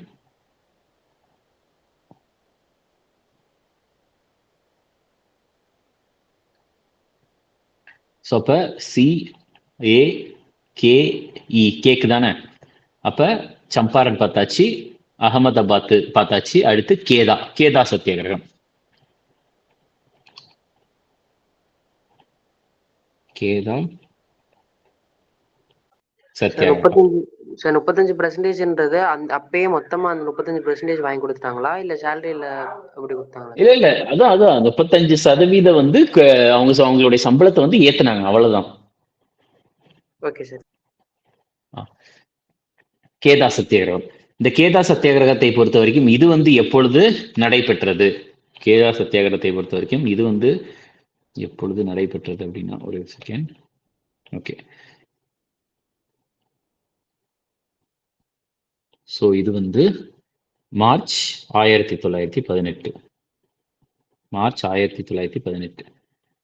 ஸோ நம்ம வந்து நான் அப்பயே சொன்னேன் ஆர்டரா தான் எழுதுங்க அப்படின்ட்டு. அப்போ வந்து அதுவும் மார்ச் 1918, இதுவும் மார்ச் 1918 தான். எப்படின்னா, இந்த அகமதாபாத் மில் ஸ்ட்ரைக் பார்த்தோம்ல, AMS தான் அகமதாபாத் மில் ஸ்ட்ரைக். சரி, அகமதாபாத் மில் வேலைநிறுத்த போராட்டம். இந்த பக்கம் வந்து பார்த்துட்டீங்கன்னா கேதா சத்தியாகிரகம். அகமதாபாத் மில் வேலை நிறுத்த போராட்டம் கழிச்சு ஒரு 4 நாள் கழிச்சு தான் இந்த கேதா சத்தியாகிரகம் நடந்துச்சு. சரியா? 4 டேஸ்க்கு அப்புறம். ஸோ அப்ப எது முதல்ல நடந்துச்சுன்னா அகமதாபாத் மில் வேலை நிறுத்த போராட்டம், அடுத்து கேதா சத்தியாகிரகம். சரியா? இது ஒண்ணு. சரி, கேதா சத்தியாகிரகத்தை பொறுத்த வரைக்கும் இந்த கேதா அப்படின்ற இடம் வந்து எங்க இருக்குன்னா குஜராத்ல இருக்கு. சரியா? கேதா அப்படின்ற இடம் வந்து எங்க இருக்குது அப்படின்னு பார்த்துட்டீங்கன்னா, இது வந்து குஜராத். கேதா அப்படின்றது ஒரு மாவட்டம். எங்க இருக்கிற மாவட்டம்னா குஜராத்ல இருக்கிற ஒரு மாவட்டம். ஸோ யாருக்காக இந்த சத்தியாகிரகம் நடந்திருக்கும் அப்படின்னா வந்து விவசாயிகளுக்காக. பெசன்ட் அப்படின்னு எழுதுறேன். பெசன்ட்ஸ்னா வந்து விவசாயிகள். பெசன்ட்ஸ் அப்படின்றது வந்து விவசாயிகள். ரைட்டா? சரியா? கிட்டத்தட்ட ஒரு 4 நாள் இல்லைன்னா வந்து ஒரு வாரம் கூட வச்சுக்கோங்க, ஒரு 7 நாள். 4 நாள்ல வந்து 7 நாள். ஸோ 7 நாள் கழிச்சு வந்து இந்த ஒரு விஷயம் வந்து நடந்திருக்கும். சரி, மெயினா வந்து எதுக்கு அப்படின்னா வரியை குறைக்கிறதுக்காக. சரியா? ஏன்னா ஆல்ரெடி வந்து கிராப் இருக்குல்ல, கிராப் அப்படின்னா பயிர். ஸோ பயிர் வந்து சேதம் அடைஞ்சிருக்கும். பயிர் வந்து என்ன ஆயிருக்கும்னா ஃபெயிலியர், பயிர் வந்து சேதம் வந்து நடைபெற்றிருக்கும். ஸோ ஆனா வந்து பார்த்துட்டீங்கன்னா அப்ப என்ன பண்ணணும்னா ரெவன்யூ இருக்குது இல்ல, ரெவன்யூ அப்படின்றது வரி. சரியா? ரெவன்யூவோ இல்ல டாக்ஸோ அதை வந்து அதாவது வந்து குறைக்க தான் செஞ்சிருக்கணும். ஆனா அவங்க என்ன பண்ணியிருப்பாங்க அப்படின்னா ஏற்றிருப்பாங்க. ஸோ அதனால குறைக்க சொல்றதுக்காக வந்து அவங்க வந்து போராடிப்பாங்க. இதுவுமே சக்சஸ் ஆயிருக்கும். சரியா? இதுவுமே வந்து சக்சஸ் ஆயிருக்கும். கிராப் ஃபெயிலியர் நடந்திருக்கும். அடுத்து நாட்டில் வந்து பஞ்சம் ஏற்பட்டிருக்கும். ஃபெமைன் அப்படின்னா பஞ்சம். ஸோ இதெல்லாம் எதுவுமே கண்டுக்காம வரியை வந்து ஏத்திக்கிட்டே போவாங்க. ஸோ அதனால வந்து வரியை குறைப்பதற்காக, சரியா, வரியை வந்து குறைப்பதற்காக போடப்பட்டதுதான் வந்து இந்த அதுல போராட்டத்துக்காக இது பண்ணதுதான் வந்து கேதா சத்தியகிரகம் அப்படின்னு தெரிஞ்சுக்கோங்க. சரியா? கேதா அப்படின்றது எங்க இருக்குன்னா குஜராத்ல இருக்கு. கேதா அப்படின்றது குஜராத். அகமதாபாத் எங்க இருக்கு? அதுவும் குஜராத். சம்பாரன் எங்க இருக்குதுன்னா அது பீகார்ல இருக்கு. சம்பாரன் எங்க இருக்குன்னா பீகார்ல இருக்கு.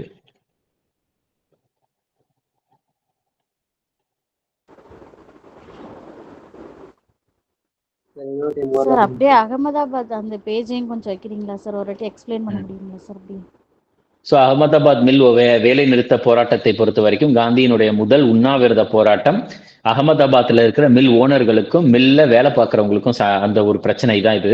ஸோ என்னன்னா அங்க வந்து நாட்டில் வந்து கொள்ளை நோய் வந்து வந்திருக்கும் அந்த ஊர்ல. ஸோ இருந்தாலும் போனஸ் கொடுத்துருக்க மாட்டாங்க. நோய் வந்திருக்கே, வேலை பார்க்காம இருந்திருக்காங்க, போனஸ்லாம் கொடுத்துருக்க மாட்டாங்க. அது ஒன்றுத்துக்கும். அடுத்தது வந்து சம்பளத்தை ஏற்ற சொல்லுவாங்க, அதுக்கும் ஏற்றிருக்க மாட்டாங்க. ஸோ அப்போ இந்த 2 விஷயத்துக்காகவும் வந்து பிரச்சனை நடக்கும். ஸோ காந்தி அவர்கள் வந்து முன்னாடி வந்து பேச்சுவார்த்தை நடத்தி முடிச்சு ஸோ 35% வந்து என்ன இது பண்ணி கொடுத்துருப்பார் அப்படின்னு பார்த்துட்டீங்கன்னா சம்பளத்தை வந்து ஏற்றி பேசி முடிச்சு வச்சிருப்பார். அடுத்தது வந்து கேதா சத்தியாகிரகத்தை பொறுத்த வரைக்கும் ஸோ அகமதாபாத் மில் வேலை நிறுத்த போராட்டத்துல இருந்து ஒரு 7 நாள் கழிச்சு கேதா சத்தியாகிரகம் நடந்திருக்கும். கேதா அப்படின்ற மாவட்டம் குஜராத்ல இருக்கு. அப்ப என்ன நடந்திருக்கும் அப்படின்னா பெசன்ட் அப்படின்றது விவசாயிகளுக்காக தான் இந்த ஒரு போராட்டமானது நடந்திருக்கும். என்னன்னா பயிர் சேதம் நடந்திருக்கும். கிராப் ஃபெயிலியர் அப்படின்னா பயிர் சேதம் வந்து நடந்திருக்கும். அது போக வந்து பஞ்சமும் ஏற்பட்டிருக்கும். ஸோ ஆனா வந்து ரெவன்யூ அப்படின்றது வரி. சரியா? டாக்ஸோ இல்ல ரெவன்யூ ஏதோ ஒண்ணு. ஸோ அப்போ ஆனா வந்து என்ன பண்ணிருப்பாங்கன்னா வரியை மட்டும் ஏத்திக்கிட்டே இருந்திருப்பாங்க. ஸோ அது வந்து வரியை வந்து குறைப்பதற்காக கொண்டு முன்வந்த ஒரு சத்தியாகிரகம் தான் வந்து பார்த்துட்டீங்கன்னா எது அப்படின்னா இந்த கேதா சத்தியாகிரகம் அப்படின்றது.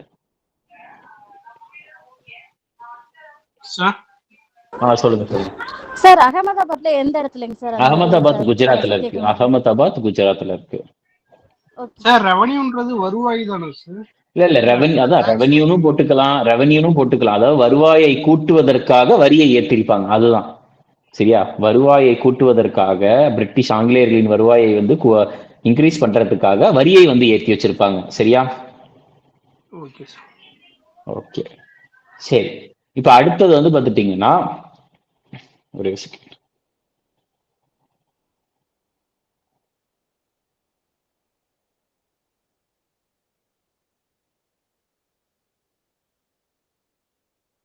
சரி, அடுத்தது வந்து பாத்துட்டீங்கன்னா காந்தி அவர்களுடைய சுயசரிதம். அதனுடைய பெயர் வந்து பாத்துட்டீங்கன்னா சத்திய சோதனை அப்படின்னு சொல்லுவாங்க. ஆங்கிலத்துல வந்து the story of my experiments with a truth. ரைட்டா? காந்தி அவர்களினுடைய புரியல கேக்கல. ஈக்கு சொல்லுங்க sir.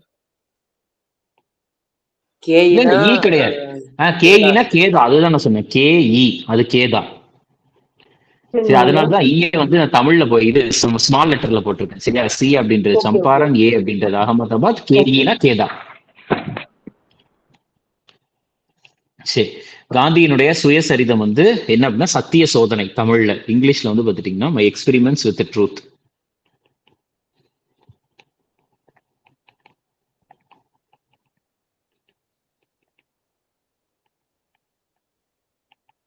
My experiments with truth. அடுத்தது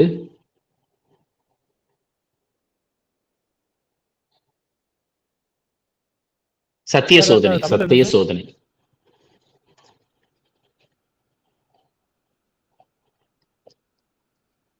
அடுத்தது வந்து பாத்துட்டீங்கன்னா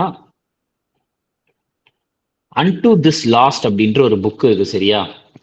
இது வந்து இங்கிலீஷ் புக்கு. சரியா? அன்டு திஸ் லாஸ்ட் அப்படின்றது ஒரு இங்கிலீஷ் புக்கு. இந்த புக்கை எழுதுனது வந்து யார் அப்படின்னா ஜான் ரஸ்கின் அப்படின்ற ஒருத்தர் எழுதியிருப்பார். ஜான் ரஸ்கின் வந்து அன்டு திஸ் லாஸ்ட் அப்படின்ற ஒரு நூலை வந்து எழுதியிருப்பார். இந்த நூலை காந்தி அவர்கள் வந்து மொழிபெயர்த்திருப்பார். டிரான்ஸ்லேட்டர் காந்தி அவர்கள் மொழிபெயர்த்திருப்பார். அந்த மொழிபெயர்த்த நூலின் பெயர் வந்து சர்வோதயா. சர்வோதயா அப்படின்ட்டு இது தெரிஞ்சுக்கோங்க. சரியா சரியா அன்டு திஸ் லாஸ்ட் அப்படின்றது ஒரு புத்தகம், ஆங்கில புத்தகம். எழுதியது John Ruskin. John Ruskin. So அதை வந்து மொழிபெயர்த்திருப்பார் காந்தி. என்னன்னு அந்த அந்த மொழிபெயர்த்த நூலின் பெயர் வந்து பார்த்துட்டீங்கன்னா சர்வோதயா. சார் எந்த லாங்குவேஜ்ல? அது என்ன மொழி சார்? ஹிந்தி. ஹிந்தி தான். ஹிந்தி தான்.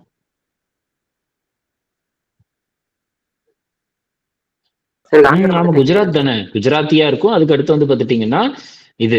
பட் ஆக்சுவலா வந்து பார்த்துட்டீங்கன்னா அவர் வந்து ஃபர்ஸ்ட் எழுதின இந்த சர்வோதயா அப்படின்ற நூலை வந்து முதல்ல எழுதினது வந்து எந்த மொழியில எழுதியிருப்பாருன்னா குஜராத்தி. அவருடைய மெயின் லாங்குவேஜ் வந்து குஜராத்தி. ஏன்னா குஜராத்ல தான் பிறந்திருப்பார். ஸோ குஜராத்தி மொழியில தான் எழுதியிருப்பார். சரியா, குஜராத்தி மொழியில தான் எழுதவே செஞ்சிருப்பார். அதுக்கப்புறம் ஹிந்தியில நிறைய மொழிபெயர்ப்பு நடந்திருக்கும். ஆனா மெயினா எழுதப்பட்டது வந்து எந்த மொழினா குஜராத்தி மொழி.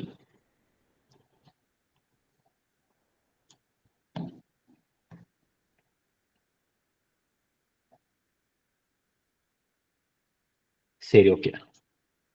அடுத்தது பாருங்க. சரி, ஓகே. அடுத்தது போலாமா? இதை ஸ்கிரீன்ஷாட் எடுத்துக்கோங்க. அடுத்து வந்து நம்ம எதை பார்க்க போறோம் அப்படின்னு பார்த்துட்டீங்கன்னா கிரிப்ஸ் மிஷன் தான். அடுத்தது எதை பார்க்க போறோம் அப்படின்னா கிரிப்ஸ் மிஷன், கிரிப்ஸ் தூதுக்குழு.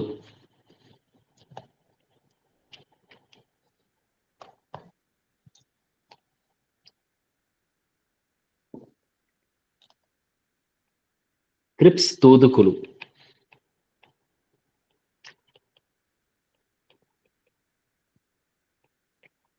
கிரிப்ஸ் தூதுக்குழு. இந்த கிரிப்ஸ் தூதுக்குழு இந்தியாவுக்கு எந்த வருஷம் வந்து வந்தாங்கன்னா மார்ச் 1942. மார்ச் 1942. இது அடுத்துதான். இங்கிலீஷ்ல எழுதுனது யார் sir? John Ruskin. John Ruskin. Okay sir. Cripps தூதுக்குழு. இந்த கிரிப்ஸ் தூதுக்குழுவை பொறுத்த வரைக்கும் இதுக்கு தலைவர் வந்து யார் அப்படின்னா ஸ்டாஃபோர்டு கிரிப்ஸ் என்பவர். ஸ்டாஃபோர்டு கிரிப்ஸ் என்பவர் தான் வந்து தலைவர். ரைட்டா, ஸ்டாஃபோர்டு கிரிப்ஸ். அடுத்தது இந்த கிரிப்ஸ் தூதுக்குழு வந்து இந்தியாவுக்கு வரப்ப இந்தியாவினுடைய வைஸ்ராயாக, சரியா, வைஸ்ராய் அப்படின்னா கவர்னர் மாதிரி. இந்தியாவினுடைய வைஸ்ராய், அதாவது ஆங்கிலேய அரசுக்கு, சரியா, ஆங்கிலேய அரசுக்கு கவர்னராக இருந்தவர் வந்து, அதாவது வைஸ்ராயாக இருந்தவர் வந்து ஏன்னா லின் லித் கோ என்பவர். இந்த கிரிப்ஸ் தூதுக்குழுவை இந்தியாவுக்கு அனுப்பியது வந்து யார் அப்படின்னா பிரிட்டிஷ் பிரதம மந்திரி. சரியா, பீன்னா வந்து பிரிட்டிஷ். சரியா, பிரிட்டிஷ் பிரதம மந்திரியான வின்ஸ்டன் சர்ச்சில். வின்ஸ்டன் சர்ச்சில் இவர் தான் வந்து அனுப்பியிருப்பார். Winston Churchill. இந்த கிரிப்ஸ் தூதுக்குழு வந்து ஒரு அறிக்கை வந்து ரிலீஸ் பண்ணியிருப்பாங்க. அறிக்கை, ரிப்போர்ட். அந்த அறிக்கையை வந்து பார்த்துட்டீங்கன்னா ரிஜெக்ட் பண்ணியிருப்பாங்க. வேண்டாம் அப்படின்னு ரிஜெக்ட் பண்ணியிருப்பாங்க. யார் அப்படின்னா 2 பேர்.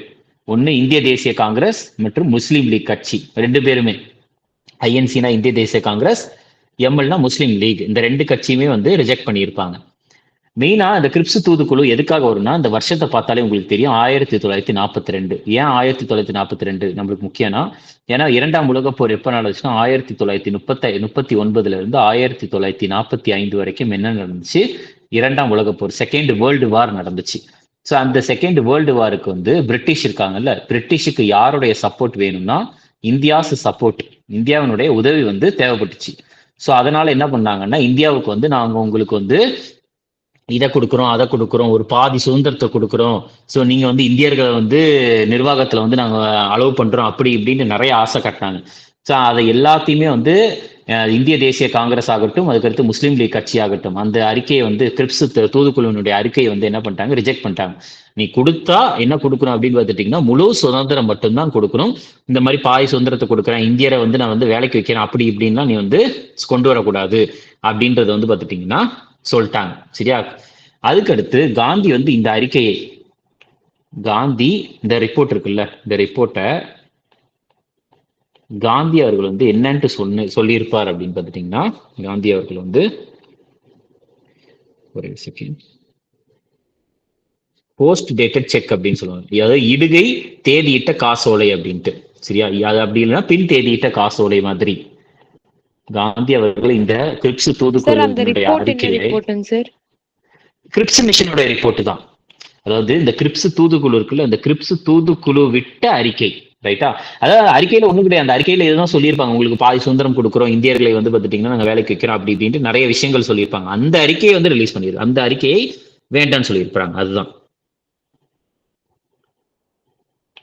Okay sir.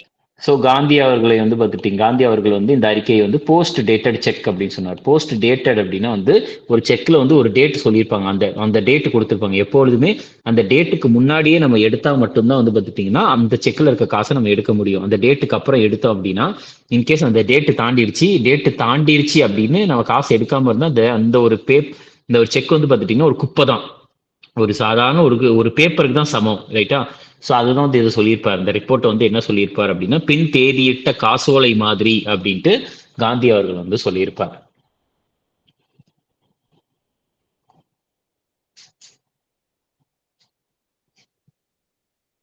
ஸோ இதுதான் வந்து கிரிப்ஸ் தூதுக்குழுவை பொறுத்த வரைக்கும்.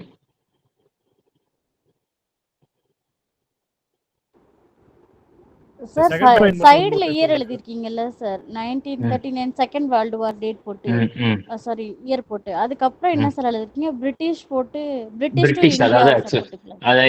இல்ல இரண்டாம் உலக போருக்கு சார் வாய்ஸ் பிரிட்டிஷுக்கு வந்து யாருடைய சப்போர்ட் தேவைப்பட்டுச்சுன்னா இந்தியாவுடைய சப்போர்ட் தேவைப்பட்டுச்சு. அதுதான்.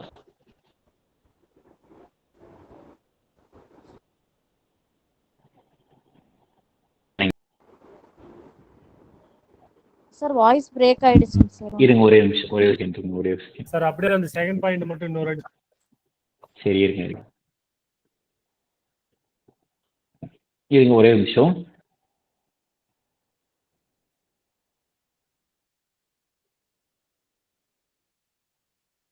இப்ப கேக்குதா? Yes sir. கேக்குது சார். ஓகே சரி. அதாவது செகண்ட் பாயிண்ட் இது வந்து என்ன அப்படின்னா, அதாவது கிரிப்ஸ் தூதுக்குழு இந்தியாவுக்கு வந்து வரப்ப வந்து இந்தியாவுடைய வைஸ்ராயாக இருந்தவர் வந்து யாருன்னா லில்லித்துக்கு. மறுபடியும் பிரேக் எல்லாருக்குமே அப்படிதான் கேக்குதா? நான் என் வாய்ஸ் பிரேக் ஆகுதா? ஆமாங்க சார். சரி ஓகே. ஒரே ஒரு செகண்ட் நான் வந்து வெளியே போயிட்டு திருப்பி வரேன். ஒரே ஒரு செகண்ட் இருக்கேன்.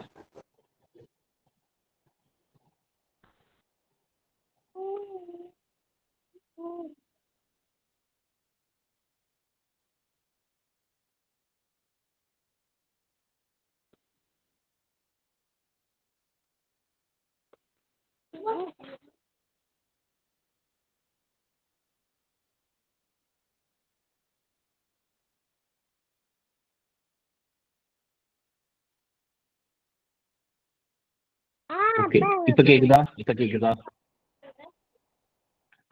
கேக்குது சார். கேக்குது சார்.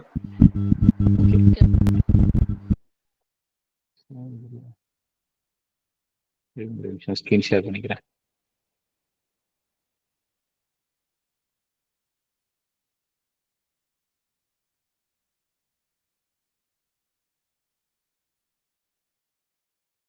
சதீஷ். ஓகே சரி ஓகே. ஸோ அதுதான். ஸோ இது வந்து பார்த்துட்டீங்கன்னா நீங்க வந்து எழுதிக்கோங்க. நெக்ஸ்ட் வந்து சார் பார்த்துட்டீங்கன்னா வெள்ளையனை அதாவது வெளியேறு. பிரிட்டிஷ்க்கு இந்தியா சப்போர்ட் தேவைப்பட்டதுன்னு சொன்னீங்கல்ல சார், அதாங்க சார் புரியல உங்க வாய்ஸ். சரி ஓகே. அதாவது 1939-45 இரண்டாம் உலகப் போர் நடந்துச்சு. ஸோ அப்போ வந்து பார்த்துட்டீங்கன்னா பிரிட்டிஷ்க்கு இந்தியாவுடைய உதவி வந்து கண்டிப்பா தேவைப்பட்டுச்சு. ஏன் அப்படின்னு பார்த்துட்டீங்கன்னா இந்தியாவில தான் வளங்கள் இருக்கு. அது போக இந்தியாவில தான் வந்து நிறைய மேன் பவர்னு சொல்லுவாங்கல்ல, ஆளுங்க அப்படின்றது அதிகமா இருக்கிறாங்க. ஸோ அப்போ இந்தியாவுடைய சப்போர்ட் தேவைப்பட்டதுனால வந்து கிரிப்ஸ் தூதுக்குழுவை வந்து இந்தியாவுக்கு அனுப்பி நாங்கள் உங்களுக்கு இதை கொடுக்குறோம் அதை கொடுக்குறோம் எங்களுக்கு உதவி பண்ணுங்க அப்படின்றத கேட்கறதுக்காக போனாங்க. ஸோ ஆனால் வந்து அவங்களுடைய அறிக்கையை வந்து இந்திய தேசிய காங்கிரஸ் ஆகட்டும் முஸ்லீம் லீக் கட்சி ஆகட்டும் இரண்டுமே வந்து நிராகரிச்சுட்டாங்க. ஓகே. இப்போ நெக்ஸ்ட் வந்து பார்த்துட்டீங்கன்னா அடுத்து என்ன நினைச்சுன்னா வெள்ளையனை வெளியேறு இயக்கம் தான், குவிட் இந்தியா மூவ்மெண்ட். சொல்லுங்க சார். பின் தேதியிட்ட காசோலை மாதிரின்னு காந்தி சொன்னாங்களே, அது எதுக்காக சார்? ஏன் அப்படின்னா அந்த ரிப்போர்ட்ல ஒண்ணுமே இருந்திருக்காது, வேஸ்டா இருந்திருக்கு. அதை ஏன் தேவை, அதை நீங்க கொடுக்கறதுக்கு கொடுக்காமே இருக்கலாம் அப்படின்ட்டு சொல்லியிருப்பாங்க. அததான் வந்து அவர் வந்து இப்படி சொல்லியிருப்பாரு, போஸ்ட் டேட்டட் செக் அப்படின்ட்டு. Okay thank you. அவங்க என்ன சொன்னாங்கன்னா அரை சுதந்திரம் தரேன்றாங்க. அரை சுதந்திரன்றது வந்து அரை கன்ஃபார்ம் சுதந்திரம் கிடையாது. எதுக்கு ஸோ நாங்க இது பண்ணணும்? இந்த அது இது வந்து கிட்ட இவ்வளவு யூஸ்லெஸ் பெரிய இல்லாதது விஷயம் நாங்க அப்படின்றது. பண்ணியிருக்கோம், எங்களுக்கு முழு சுதந்திரம் தான் வேணும், முழு சுதந்திரம் கொடுத்தா கூட, இல்லைன்னா வந்து கொடுக்காம இரு அப்படின்ற மாதிரி சொல்லிட்டாங்க. அவ்வளவுதான். சரி, மியூட்ல போட்டுக்கோங்க. இப்ப வந்து நம்ம என்னன்னா குவிட் இந்தியா மூவ்மெண்ட், வெள்ளையனே வெளியேறு இயக்கம். Quit India movement. Quit India மூவ்மெண்ட்டை பொறுத்த வரைக்கும் இந்த வெள்ளையனே வெளியேறு இயக்கம் வந்து எப்பொழுது ஆரம்பிக்கப்பட்டது அப்படின்னா ஆகஸ்ட் 8 1942 உருவாக்கப்பட்டது. இந்த வெள்ளையனே வெளியேறு இயக்கம் ஆகஸ்ட் மாதம் ஆரம்பிக்கப்பட்டதனால் இந்த குவிட் இந்தியா மூவ்மெண்ட்டுக்கு வந்து என்ன பெயர் இருக்குதுன்னா, உங்களுக்கு ஆகஸ்ட் புரட்சி அப்படின்ற ஒரு பெயரும் இருக்கு. ஆகஸ்ட் புரட்சி அப்படின்ற ஒரு பெயரும் வந்து இந்த வெள்ளையனே வெளியேறு இயக்கத்துக்கு இருக்கு. அடுத்து இந்த குவிட் இந்தியா மூவ்மெண்ட் அப்படின்ற ஒரு வார்த்தை இருக்கு தெரியுமா, வெள்ளையனே வெளியேறு அப்படின்ற டேர்ம். இதை வந்து சொன்னது யார்? வெள்ளையனே வெளியேறு அப்படின்ற விஷயத்தை வந்து டேர்ம், இந்த ஒரு வார்த்தையை வந்து சொன்னது யார் அப்படின்னா யூசப் மெஹர் அலி அப்படின்ற ஒருத்தர். யூசப் மெஹர் அலி. இந்த யூசப் மெஹர் அலி தான் வந்து இன்னொன்னு சொல்லியிருப்பார், கோபேக் சைமன் அப்படின்னு. அந்த சைமன் கமிஷன் வந்திருக்கும் தெரியுமா? ஆமா அந்த சார். சைமன் கமிஷன் வந்தப்ப கோபேக் சைமன் தமிழ்நாட்டுல இருந்து இவர் தான் சார் சொல்லியிருப்பாரு. ஸோ கோபேக் சைமன், அந்த கோபேக் சைமன் அப்படின்ற வாக்கியத்தையும் வெள்ளையனே வெளியேறு அப்படின்ற வாக்கியத்தையும் சொன்னது வந்து யார் அப்படின்னா யூசப் மெஹர் அலி அப்படின்றவர் தான் சொல்லியிருப்பார். சரியா? சரி, அடுத்து வந்து இந்த வெள்ளையனே வெளியேறு இயக்கத்துக்கு வருவோம். இதை வந்து லான்ச் பண்ணது, இந்த ஒரு இயக்கத்தை கொண்டு வந்தவர் வந்து யார் அப்படின்னா காந்தி. காந்தி எந்த இடத்துல வச்சு கொண்டு வந்திருப்பாருன்னா பாம்பேல வச்சு. பாம்பேல எந்த இடம் அப்படின்னா கோவாலியா டேங்க் மைதான் அப்படின்ற ஒரு இடம். சரியா? இது வந்து ஹிந்தியில இருக்கிற ஒரு பிளேஸ்.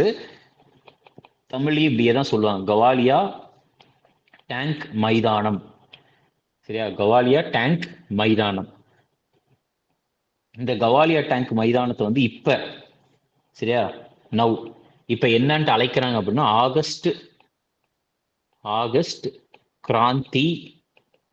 ஆகஸ்ட் கிராந்தி மைதானம் அப்படின்னு அழைக்கிறாங்க. இதெல்லாம் ஹிந்தியில வந்து அப்படியே தான் இது வந்து ஒரு இடத்தினுடைய பெயர். சரி, அது வந்து தமிழ்ல பெயர்லாம் கிடையாது. ஆகஸ்ட் கிராந்தி மைதானம் அப்படின்னா வந்து தமிழ்லயுமே ஆகஸ்ட் கிராந்தி மைதானம் தான். அங்க கவாலியா டேங்க் மைதானம். சரியா? சோ காந்தி அவர்கள் வந்து பாம்பேல வச்சு வெள்ளையனே வெளியேறு இயக்கத்தை வந்து ஆரம்பிக்கிறார். சோ இந்த ஒரு இயக்கத்தை, வெள்ளையனே வெளியேறு இயக்கத்தின் மூலியமாக வந்து பார்த்துட்டீங்கன்னா பேரலா அப்படின்னு பார்த்துட்டீங்கன்னா இணையாக வந்து அரசாங்கத்தை வந்து பார்த்துட்டீங்கன்னா நடத்த ஆரம்பிக்கிறாங்க. சரியா? ஒரு 3 மாநிலங்கள்ல ஆங்கில அரசு ஒரு பக்கம் அரசாங்கம் நடத்திக்கிட்டு இருக்கிறாங்க.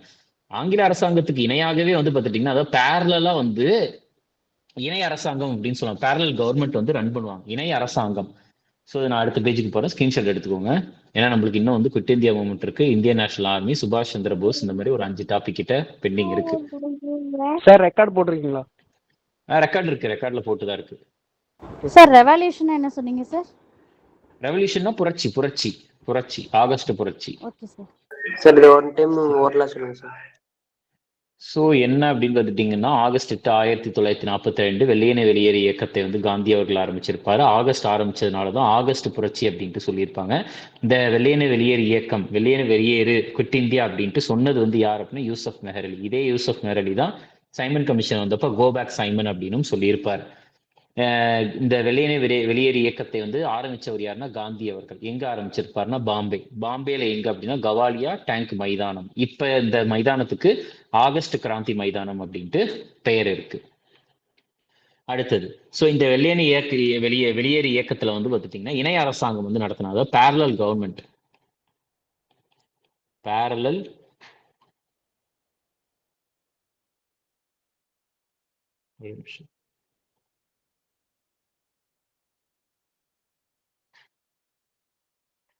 பேரலல்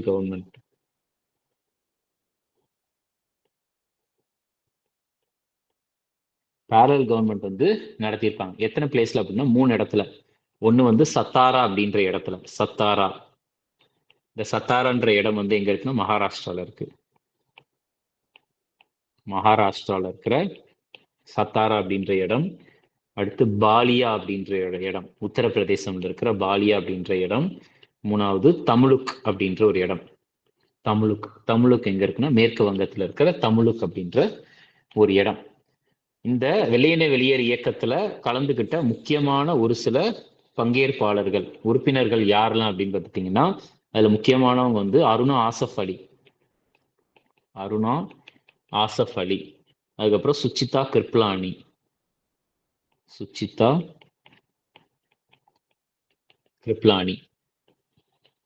நெக்ஸ்ட் ராம் மனோகர் லோஹியா,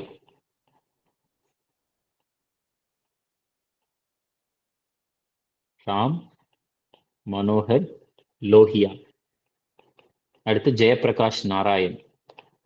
இவங்கெல்லாம் முக்கியமானவங்க, நிறைய பேர் கலந்துக்கிட்டாங்க. ஆனா முக்கியமானவங்க வந்து யார் அப்படின்னு பார்த்துட்டீங்கன்னா ஜெயபிரகாஷ் நாராயண், இவங்கெல்லாம் கலந்துக்கிட்டாங்க முக்கியமா. அது போக வந்து இந்த வெள்ளையனே வெளியேறு இயக்கத்தை வந்து மக்களிடையே வந்து பரப்புவதற்காக வந்து என்ன பண்ணாங்கன்னா ரேடியோ மூலியமா வந்து பிராட்காஸ்ட் பண்ண ஆரம்பிச்சாங்க. சரியா? என்ன அப்படின்னா ரேடியோ இருக்கு தெரியுமா, ரேடியோ மூலியமா வந்து என்ன பண்ண ஆரம்பிச்சாங்க அப்படின்னா வந்து ஒரு நிமிஷம், ரேடியோ வானொலி மூலியமாக ஒளிபரப்பு பண்ண ஆரம்பிச்சாங்க. ரேடியோ பிராட்காஸ்டிங் வானொலி மூலியமாக ஒளிபரப்பு செய்ய ஆரம்பிச்சாங்க, ரேடியோ பிராட்காஸ்டிங்.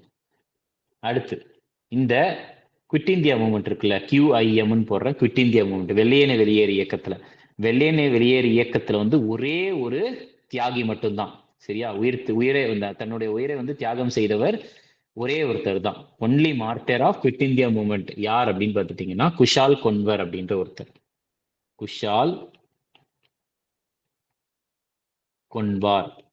இவர் தான் வந்து எது அப்படின்னு பார்த்துட்டீங்கன்னா வெள்ளையனே வெளியேறு இயக்கத்தினுடைய தன்னுடைய உயிரை வந்து தியாகம் செய்த ஒரே ஒருத்தர் யாருன்னா குஷால் குன்வர். ஸோ இவரை வந்து 1943 வந்து தூக்கில் போட்டுருவாங்க. 1943 இவரை வந்து என்னன்னா ஹேங்க்னா தூக்கில் போட்டுருவாங்க. ரைட்டா? ஸோ தன்னுடைய உயிரை வந்து வெள்ளையனே வெளியேறு இயக்கத்துக்காக தியாகம் செய்த ஒரே ஆள் வந்து யார் அப்படின்னா குஷால் குன்வர் அப்படின்றவர் தான்.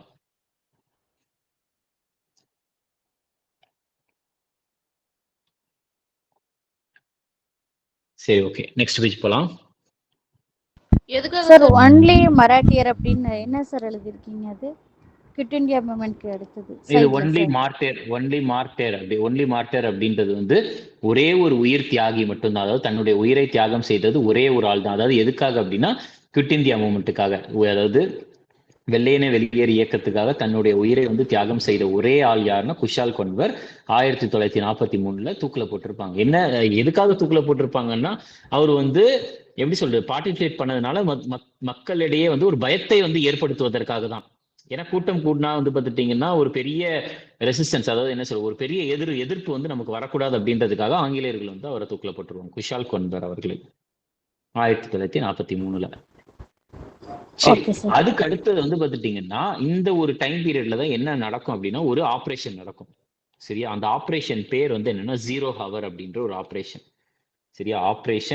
ஆப்ரேஷன்னா அது ஒரு என்ன சொல்றது ஒரு பெரிய அளவிலான ஒரு பிளான் பண்ணி ஒரு ஆப்ரேஷன் நடத்துறாங்க. மிலிட்டரி ஆப்ரேஷன்லாம் சொல்றாங்கல்ல, ஆப்ரேஷன் 0 ஹவர் அப்படின்ட்டு. சரியா? 0 ஹவர் அப்படின்ட்டு ஒரு ஆப்ரேஷன் 0 ஹவர். சரி, ஸோ இந்த ஆப்ரேஷன் 0 ஹவரை பொறுத்த வரைக்கும் வந்து பார்த்துட்டீங்கன்னா ஏன் இந்த ஆப்ரேஷன் 0 ஹவர்னா மிட் நைட்ல இந்த வெள்ளையனே வெளியேறு இயக்கத்துல கலந்துகிட்ட முக்கியமான பெரிய போராட்டக்காரர்களை எல்லாத்தையுமே பார்த்துட்டீங்கன்னா அரெஸ்ட் பண்ணாங்க. ஸோ அப்ப அந்த ஆப்ரேஷன் 0 ஹவர் மூலியமா தான் பிரிட்டிஷ் யார் அரெஸ்ட் பண்ணாங்கன்னா காந்தி அவர்களை அரெஸ்ட் பண்ணாங்க. அரெஸ்டட் காந்தி. சரியா? ஸோ அப்பதான் பார்த்துட்டீங்கன்னா காந்தி ஒரு ஸ்பீச் கொடுத்திருப்பாரு. அந்த ஸ்பீச்ல தான் காந்தி அவர்கள் என்ன சொல்லியிருப்பாருன்னா டூ ஆர் டை, அதாவது செய் அல்லது செத்துமடி அப்படின்ட்டு சொல்லியிருப்பார். சரியா? செய் அல்லது செத்துமடி அப்படின்ட்டு சொல்லியிருப்பார். சரியா? ஆப்ரேஷன் 0 ஹவர் காந்தி அரெஸ்ட் பண்ணியிருப்பாங்க இந்த ஆப்ரேஷன் 0 ஹவர் மூலமாக.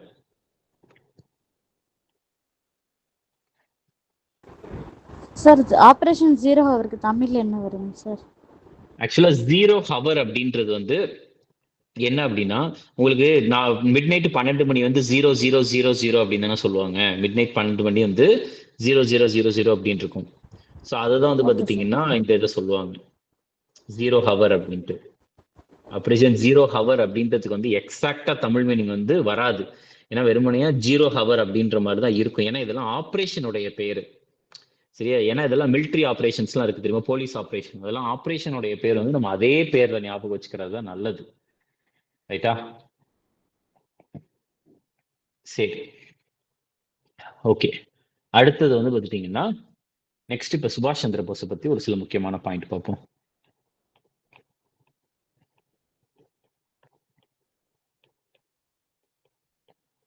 சுபாஷ் சந்திர போஸ். சுபாஷ் சந்திர போஸை பொறுத்த வரைக்கும் அவர் பிறந்தது பிறந்தது வந்து ஜனவரி 23, 1897 பிறந்தார். எங்க பிறந்தார் அப்படின்னா கட்டக் அப்படின்ற இடத்துல. கட்டக் வந்து எங்க இருக்குதுன்னா ஒடிஷாவில் இருக்கு. அடுத்து இறந்தது வந்து எப்ப இறந்தார்னா ஆகஸ்ட் 18, 1945 இறந்தார். சரியா? அவர் எங்க இறந்தாருன்றது வேணும், எக்ஸாம் பாயிண்ட் ஆஃப் வியூல அந்த அளவுக்கு கேட்க மாட்டாங்க. அவருடைய அப்பா பெயர் வந்து ஜானகிநாத் போஸ்.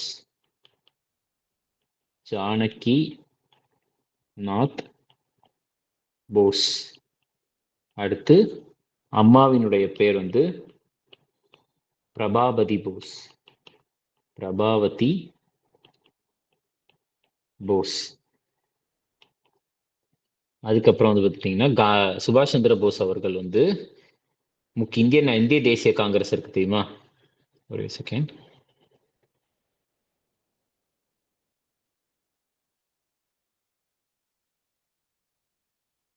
சுபாஷ் சந்திர போஸ் வந்து இந்திய தேசிய காங்கிரஸ், இந்தியன் நேஷனல் காங்கிரஸ், அந்த இந்திய தேசிய காங்கிரஸ்க்கு வந்து பார்த்துட்டீங்கன்னா ஒரு சில மீட்டிங்ல பிரசிடென்டா இருந்திருப்பார். எப்பெல்லாம் அப்படின்னா 1938, அடுத்து 1939. இந்த 2 மீட்டிங்க்கு இந்த 1938 செஷன் வந்து எங்க நடந்திருக்கும் அப்படின்னா ஹரிபூரா அப்படின்ற இடத்துல நடந்திருக்கும். எங்க இருக்குன்னு தெரிய வேண்டாம், ஏன்னா இது வந்து செஷனுடைய பேர் தான், அது வந்து எக்ஸாம்ல கேட்க மாட்டாங்க இந்த பிளேஸ் எல்லாம். அடுத்து திரிபூரி அப்படின்னு ஒரு இடத்துல. சரி, ஹரிபூரா செஷன், திருப்பூரி செஷன், இந்த 2 செஷனுக்குமே வந்து தலைமை தாங்கி இருப்பார். யாருன்னா சுபாஷ் சந்திர போஸ். அடுத்து இந்த திருப்பூரி செஷன் நடந்துகிட்டு இருக்கிறப்பயே வந்து 1939 இந்திய தேசிய காங்கிரஸ்ல இருந்து ரிசைன் பண்ணிடுவார். யாருன்னா சுபாஷ் சந்திர போஸ். ரிசைன் பண்ணிட்டு சுபாஷ் சந்திர போஸ் வந்து ஒரு கட்சி ஆரம்பிச்சிருப்பார். என்ன கட்சி அப்படின்னா ஃபார்வர்டு பிளாக் அப்படின்ற ஒரு கட்சி. சரியா? ஃபார்வர்டு பிளாக், BLOC தான், தமிழ்லையுமே இதே தான். சரியா? தமிழ்லையுமே வந்து ஃபார்வர்டு பிளாக் அப்படின்ற கட்சி தான். இந்த ஃபார்வர்டு பிளாக் கட்சியினுடைய முதல் அனைத்திந்திய கூட்டம் வந்து எங்க நடக்கும்னா நாக்பூர்ல நடக்கும். இந்த ஃபார்வர்ட் பிளாக் அப்படின்ற கட்சியினுடைய ஃபர்ஸ்ட் ஆல் இந்தியா கான்ஃபரன்ஸ் வந்து எந்த இடத்துல வச்சு நடக்கும் அப்படின்னா நாக்பூர் எங்க இருக்கு, மகாராஷ்டிரால இருக்கு. இந்த இடத்துல வச்சுதான் வந்து பார்த்துட்டீங்கன்னா நடக்கும். ஸோ இதை வந்து எழுதிக்கோங்க சார். அந்த ஃபார்வர்ட் பிளாக் அதுல மட்டும் சொல்லுங்க சார். அந்த இது என்னன்னா 1938-39 இந்தியன் தேசிய காங்கிரஸ்ல இருந்திருப்பாரு. திருப்பி அடுத்து ரிசைன் பண்ணிட்டு ஃபார்வர்ட் பிளாக் அப்படின்ற ஒரு கட்சியை வந்து ஆரம்பிச்சிருப்பாரு. அது அந்த ஃபார்வர்ட் பிளாக் கட்சியினுடைய முதல் அனைத்திந்திய கூட்டம் வந்து எங்க வச்சு நடந்திருக்கும் அப்படின்னா வந்து நாக்பூர் இடத்துல வச்சு நடந்திருக்கும். நாக்பூர் எங்க இருக்குன்னா மகாராஷ்டிரால இருக்கு. சரியா? அந்த இடத்துல வச்சுதான் இது வந்து நடந்திருக்கும். Sir Forward Bloc first meeting நடந்த இயர் சார் 39 39 தான் 39ல தான் நடந்திருக்கும். Okay, thanks sir. இவர் வந்து ஸ்டூடெண்ட்ஸ் எல்லாம் வச்சுட்டு ஒரு ஒரு அமைப்பு மாதிரி பண்ணுவார் இல்லைங்க சார்? அடுத்தடுத்து பார்ப்போம். அடுத்து வந்து பார்த்துட்டீங்கன்னா நம்மளுக்கு வந்து இவரே வந்து பார்த்தீங்கன்னா ஆசாத் ஹிந்த் அப்படின்ற ஒரு கட்சி ஆரம்பிச்சிருப்பாரு. சிங்கப்பூர்ல வந்து ஆரம்பிச்சு வச்சிருப்பாரு. ஸோ அதுக்கப்புறம் வந்து இந்தியன் நேஷனல் ஆர்மி, அதெல்லாம் நம்ம அடுத்தடுத்து பார்ப்போம். ஓகேங்க சார்.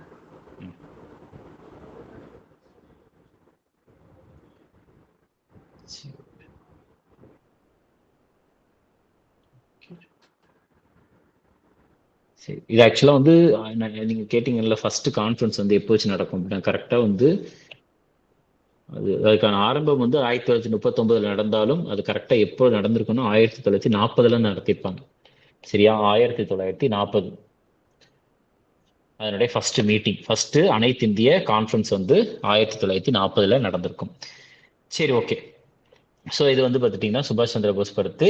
அடுத்ததுமே வந்து பார்த்துட்டிங்கன்னா நம்ம என்ன பார்க்க போறோம் அப்படின்னா சுபாஷ் சந்திர போஸ் வந்து ஒரு சிங்கப்பூர்ல வந்து ஒரு தற்காலிக அரசை வந்து ஆரம்பிச்சிருப்பார். தற்காலிக அரசு, அதாவது டெம்பரரி கவர்மெண்ட்னு சொல்லுவாங்க. டெம்பரரி கவர்மெண்ட், தற்காலிக அரசு எங்க ஆரம்பிச்சிருப்பார் அப்படின்னா சிங்கப்பூர். ஸோ அதுக்கு அவர் வச்ச பேரு என்ன அப்படின்னா ஆசாத் ஹிந்த் அப்படின்ற பேர். ஆசாத் ஹிந்த் அப்படின்ற ஒரு பெயர். எப்பொழுது ஆரம்பிச்சிருப்பாருன்னா 1943 ஆரம்பிச்சிருப்பார். சரியா? அடுத்து சுபாஷ் சந்திர போஸினுடைய ஃபேமஸான வாக்கியம் வந்து என்னன்னா give me blood and I will give you freedom அப்படின்ட்டு சொல்லியிருப்பார். சரியா? என்ன சொல்லியிருப்பார் அப்படின்னு பார்த்துட்டீங்கன்னா give me blood and I will give you freedom அப்படின்றத சொல்லியிருப்பார். இது ஆக்சுவலாக முடிஞ்ச அளவுக்கு நீங்கள் வந்து இங்கிலீஷில் படிச்சுக்கோங்க. தமிழில் வந்து பார்த்துட்டிங்கன்னா கரெக்டாக அந்த ஒரு வாக்கியம் வந்து கொடுக்காது. சரியா? தமிழில் வந்து அந்த அளவுக்கு வந்து இதனுடைய மீனிங் வந்து ரொம்ப டெப்த்தாக இருக்காது.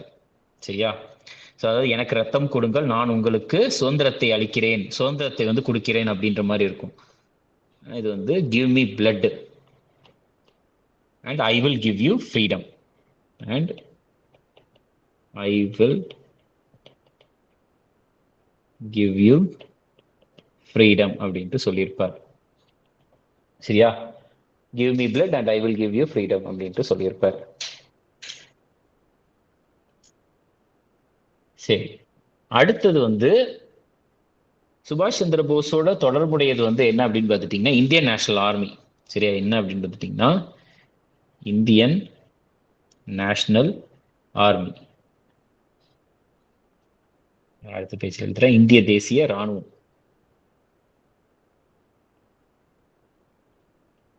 இந்திய தேசிய ராணுவம். ஸோ இந்திய தேசிய ராணுவத்தை வந்து தோற்றுவித்தவர், சரியா, ஃபவுண்டர் வந்து யார் அப்படின்னா அதுக்கான ஆன்சர் மோகன் சிங் தான். அதுக்கான ஆன்சர் வந்து என்ன அப்படின்னா மோகன் சிங். ஆனா அதை வந்து மறுசீரமைப்பு செய்தவர், அதாவது ரீவேம்ப்னு சொல்லுவாங்க, ரீவேம்ப்டு, மறுசீரமைப்பு செய்தவர் வந்து யார் அப்படின்னா சுபாஷ் சந்திர போஸ். மறுசீரமைப்பு செய்தவர் சுபாஷ் சந்திர போஸ் அவர்கள் தான். சரியா? இது ரொம்ப முக்கியம். அது போக இந்த இந்திய தேசிய ராணுவம் இருக்கு தெரியுமா, அதுல வந்து உமன்ஸ் ரெஜிமெண்ட், பெண்கள் படைப்பிரிவு, உமன்ஸ் ரெஜிமெண்ட், ரெஜிமெண்ட்னா படைப்பிரிவு, பெண்கள் படைப்பிரிவை வந்து ஆரம்பித்தவர், அதாவது எஸ்டாப்ளிஷ்ட், இஎஸ்டின்னு போடுறேன், எஸ்டாப்ளிஷ்ட் போய் ஆரம்பித்தவர் வந்து யார் அப்படின்னா சுபாஷ் சந்திர போஸ் அவர்கள் தான். போஸ் அவர்கள் தான் வந்து பெண்கள் படைப்பிரிவு ஆரம்பிச்சிருப்பார். இந்த பெண்கள் படைப்பிரிவினுடைய பெயர், சரியா, நேம் வந்து என்ன அப்படின்னா ஜான்சி ராணி பெண்கள் படைப்பிரிவு. என்ன படைப்பிரிவு அப்படின்னா ஜான்சி ராணி பெண்கள் படைப்பிரிவு, ஜான்சி ராணி ரெஜிமெண்ட், ஜான்சி ராணி படைப்பிரிவு. ரைட்டா? அடுத்தது இந்த ஜான்சி ராணி, இந்த பெண்கள் படைப்பிரிவினுடைய தளபதியாக யாரை நியமிச்சிருப்பாங்கன்னா கேப்டன் லக்ஷ்மி ஷகல் அவர்களை, கேப்டன் லக்ஷ்மி ஷெகல் அவர்களை வந்து நியமிச்சிருப்பாங்க. சரியா? ஹெட். இது வந்து நேம், அந்த பெண்கள் படைப்பிரிவினுடைய பெயர் வந்து ஜான்சி ராணி பெண்கள் படைப்பிரிவு, தளபதி வந்து யாருன்னா கேப்டன் லக்ஷ்மி ஷெகல் அவர்கள். அடுத்தது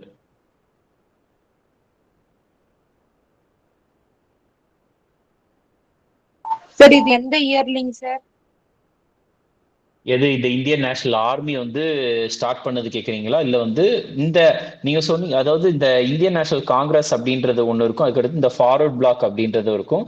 ஆக்சுவலாக அந்த ஃபார்வர்ட் பிளாக் அப்படின்றது வந்து பார்த்துட்டிங்கன்னா ஆல் இந்தியா ஃபார்வர்ட் பிளாக் அப்படின்றது சொல்லுவாங்க. அது வந்து பார்த்துட்டிங்கன்னா எதை சொல்லுவாங்கன்னா மோஸ்ட்டாக வந்து ஸ்டூடெண்ட்ஸை வந்து பேஸ் பண்ணி இந்த ஆல் இந்தியா ஃபார்வர்ட் பிளாக் அப்படின்றது வந்து இருக்கும். ஸோ அது போக வந்து இந்த இந்தியன் நேஷனல் ஆர்மின்றது இருக்குல்ல, அந்த இந்தியன் நேஷனல் ஆர்மியை பொறுத்த வரைக்கும் இந்த ஃபவுண்டர் ரீவேம்ப் பண்ணது. நல்லா தெரிஞ்ச நிறைய பேர் வந்து இதை குழப்பிக்குவாங்க. என்னன்னா ஃபவுண்டர் அப்படின்றது வந்து பார்த்துட்டிங்கன்னா அதை ஆரம்பிச்சது வந்து சுபாஷ் சந்திர போஸ் அப்படின்ட்டு சொல்லிடுவாங்க. பட் ஆனால் இந்தியன் நேஷனல் ஆர்மியை ஆரம்பிச்சவர் யாருன்னா மோகன் சிங். எந்த வருஷம் ஆரம்பிச்சிருப்பாருன்னா 1942 ஆரம்பிச்சிருப்பார். ஆனால் அதை மறுசீரமைப்பு செய்தவர் தான் யார் அப்படின்னு பார்த்துட்டிங்கன்னா சுபாஷ் சந்திர போஸ் அப்படின்ட்டு. சரியா? மோகன் சிங் வந்து ஆரம்பிச்சிருப்பார், சீரமைப்பு செய்தவர் வந்து பார்த்துட்டிங்கன்னா, அதாவது அவர்கிட்ட இருந்து கண்ட்ரோல் வந்து யார்கிட்ட போகும்னா சுபாஷ் சந்திர போஸ் அவர்களுக்கு போகும். ரைட்டா? ஸோ இது வந்து உங்களுக்கு இந்த 1942 இந்தியன் நேஷனல் ஆர்மி எப்ப உருவாக்கி இருப்பாங்க அப்படின்னா 1942. Okay sir. சரி, ஓகே. அடுத்தது பாருங்க. சார் ரீவேம்ப் பண்ண இயர் சார்? இல்ல ரீவேம்ப் பண்ணது தேவையில்லை. ஏன்னா ரீவேம்ப் அப்படின்றது வந்து பாத்துட்டீங்கன்னா மறுசீரமைப்புக்கு, அதாவது எப்ப ஆரம்பிச்சாங்க அப்படின்றதெல்லாம் நம்மளால எக்ஸாக்டா சொல்ல முடியாதுல்ல. Okay sir. சரி, ஓகே. நெக்ஸ்ட் வந்து பாத்துட்டீங்கன்னா கேபினெட் மிஷன் அப்படின்ற ஒண்ணு நம்ம பார்க்க போறோம். நெக்ஸ்ட் வந்து என்ன அப்படின்னா கேபினெட் மிஷன்.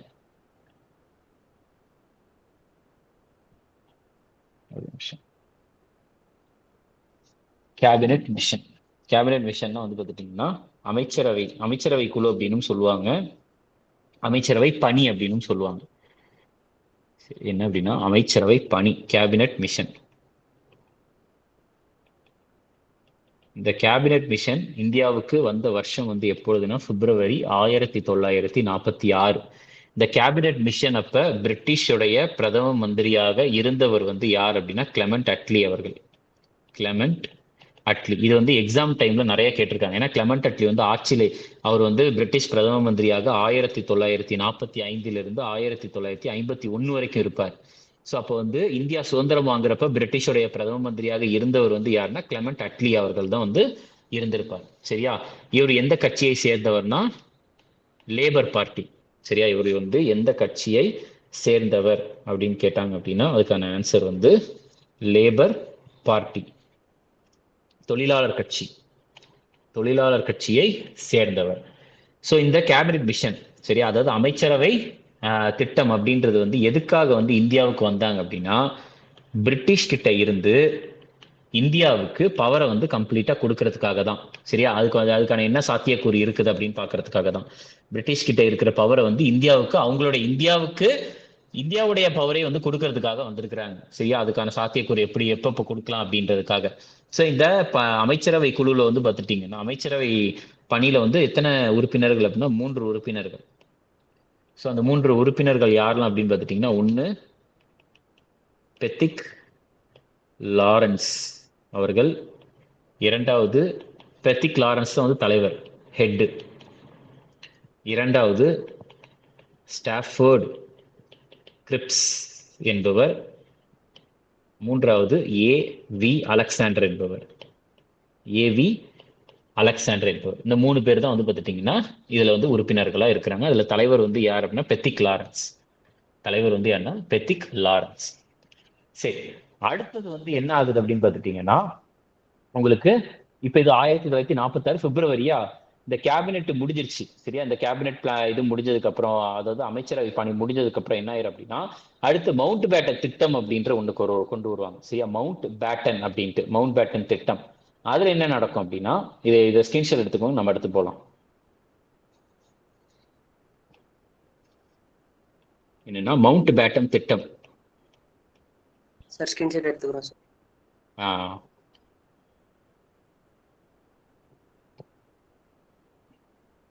சார் அந்த லேபர் பார்ட்டினா என்ன சார்?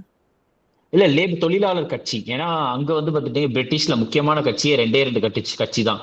ஒண்ணு வந்து கன்சர்வேட்டிவ் கட்சி, இன்னொன்னு வந்து பாத்துட்டீங்கன்னா உங்களுக்கு தொழிலாளர் கட்சி அப்படின்ட்டு சொல்லுவாங்க. அதுல வந்து இந்த கிளமெண்ட் அட்லி வந்து பாத்துட்டீங்கன்னா எந்த கட்சி அப்படின்னா வந்து இவரு தொழிலாளர் கட்சியை சேர்ந்தவர். அவரு வின்ஸ்டன் சர்ச்சில் நம்ம முன்னாடி பார்த்தோம்னா அவர் பழமைவாத கட்சி. சரியா? பழமைவாத கட்சி, கன்சர்வேட்டிவ் பார்ட்டி. கிளமெண்ட் அட்லி வந்து லேபர் பார்ட்டி. சரி, மவுண்ட் பேட்டன் பிளானை பொறுத்த வரைக்கும் இதுக்கு இன்னொரு பெயர் இருக்கு, ஏகேஎன் போட்டு எழுதுற. ஏகேஎன் ஆல்சோ நோன் அஸ், ஒரு பேர் வந்து ஜூன் 3 பிளான் அப்படின்னு சொல்லுவாங்க, ஜூன் 3 திட்டம் அப்படின்னு சொல்லுவாங்க. ஏன் ஜூன் 3 திட்டம் அப்படின்னு சொல்றாங்கன்னா புரியல. ஏகேஎன் ஆல்சோ நோன் அஸ், அதாவது இன்னொரு பெயர், இதுக்கு வந்து இன்னொரு பெயர் இருக்கு. அதாவது ஏகேஎன் ஆல்சோ நோன் அஸ். சரியா? இந்த ஏன் வந்து ஜூன் 3 திட்டம் அப்படின்னு சொல்றாங்கன்னா இந்த பிளான் வந்து அனௌன்ஸ் பண்ணது வந்து எப்பொழுது அப்படின்னா 1947 ஜூன் 3 தான் வந்து பார்த்துட்டீங்கன்னா அனௌன்ஸ் பண்ணாங்க. சரியா? எதை அனௌன்ஸ் பண்ணாங்கன்னா மவுண்ட் பேட்டன் பிளான் அப்படின்றது வந்து அனௌன்ஸ் பண்ணது வந்து ஜூன் 3 1947 அப்படின்றது தான். சரியா? இந்த மவுண்ட் பேட்டன் திட்டத்திற்கு கீழே வந்து ஆக்சுவலா மவுண்ட் பேட்டன் அப்படின்றவர் வந்து அப்போ வந்து இந்தியாவினுடைய வைஸ்ராயா இருந்தவர். இந்தியாவினுடைய வைஸ்ராயாக வந்து பார்த்துட்டீங்கன்னா இருந்தார். Mountbatten. சிம்பிளா வந்து பார்த்துட்டீங்கன்னா இந்தியாவை எப்படி பிரிக்கிறது அப்படின்றது தான். இந்தியா தனியா பாகிஸ்தான் தனியா அது எப்படி பிரிக்கிறது அப்படின்றதுக்காக ஒரு பிளான் இருக்கு. ஸோ அந்த பிளானை வந்து பார்த்துட்டீங்கன்னா கொண்டு வந்தது தான் இது. சரியா? இந்த ஒரு திட்டம் வந்து எப்பொழுது இது கொண்டு வரப்பட்டதுன்னா ஜூன் 3, 1947. அடுத்து என்ன நடக்குது பார்த்தீங்க அப்படின்னா உங்களுக்கு இந்திய சுதந்திர சட்டம் அப்படின்ற ஒண்ணு போடுறாங்க. இந்திய சுதந்திர சட்டம் அப்படின்ற ஒண்ணு வந்து பார்த்துட்டீங்கன்னா போடுறாங்க. ஸோ இதுக்கு அடுத்து எழுதுறேன். இது ஸ்கிரீன்ஷாட் எடுத்துக்கோங்க, நான் அடுத்து எழுதுறேன்.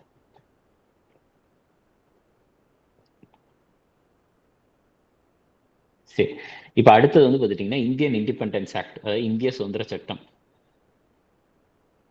இந்தியன்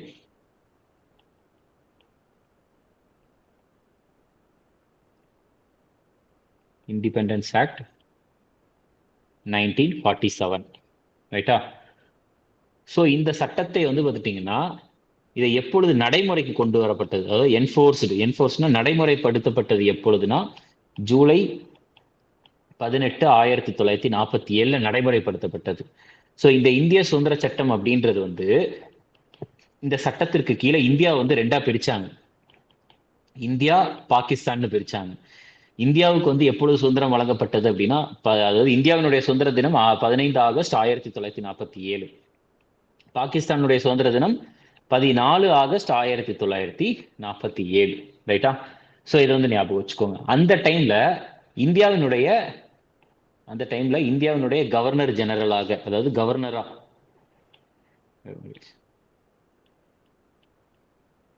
சார் 15th ஆகஸ்ட் இல்லைங்களா சார்? 15 தானே எழுதியிருக்கிறேன். அது 13 மாதிரி தெரியுது, ஆனா 15 தான். 15 ஆகஸ்ட். சரி, அப்போ வந்து இந்தியாவினுடைய, அதாவது இந்திய சுதந்திர சட்டம், இந்தியா சுதந்திரம் ஆகிறப்ப இந்தியாவினுடைய கவர்னர் ஜெனரலாக, சரியா? ஜிஜினா கவர்னர் ஜெனரல், அது பதவி. கவர்னர் ஜெனரலுடைய பதவியில இருந்தவர் வந்து யார் அப்படின்னா மவுண்ட் பேட்டன் அவர்கள். பாகிஸ்தானுடைய கவர்னர் ஜெனரலாக இருந்தவர் வந்து யாருன்னா ஜின்னா, முகமது அலி ஜின்னா. முகமது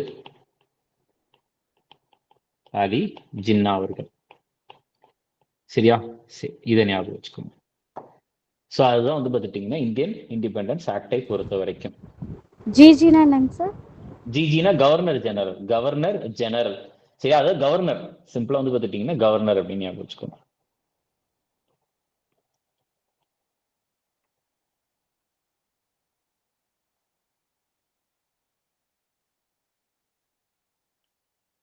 சரி, ஓகே, ஸ்கிரீன்ஷாட் எடுத்துக்கோங்க.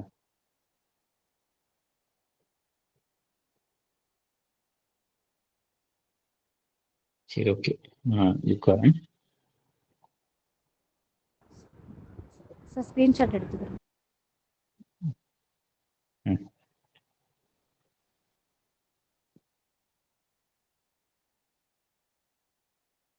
முகமது அலி ஜின்னான்றது மொத்த பேரா சார்? ஃபுல் நேம் வந்து முகமது அலி ஜின்னா. Okay sir. சரி, ஓகே.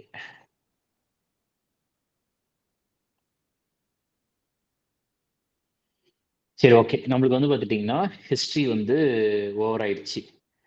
ஸோ இப்போ வந்து பார்த்துட்டிங்கன்னா நாளைக்கு நம்மளுக்கு கிளாஸ் இருக்கு. ஆனால் நாளைக்கு கிளாஸ்ல வந்து நான் இப்போ எல்லாருமே கமெண்ட் பண்ணுங்க. நாளைக்கு கிளாஸ் வந்து பார்த்துட்டிங்கன்னா 2 விஷயம்.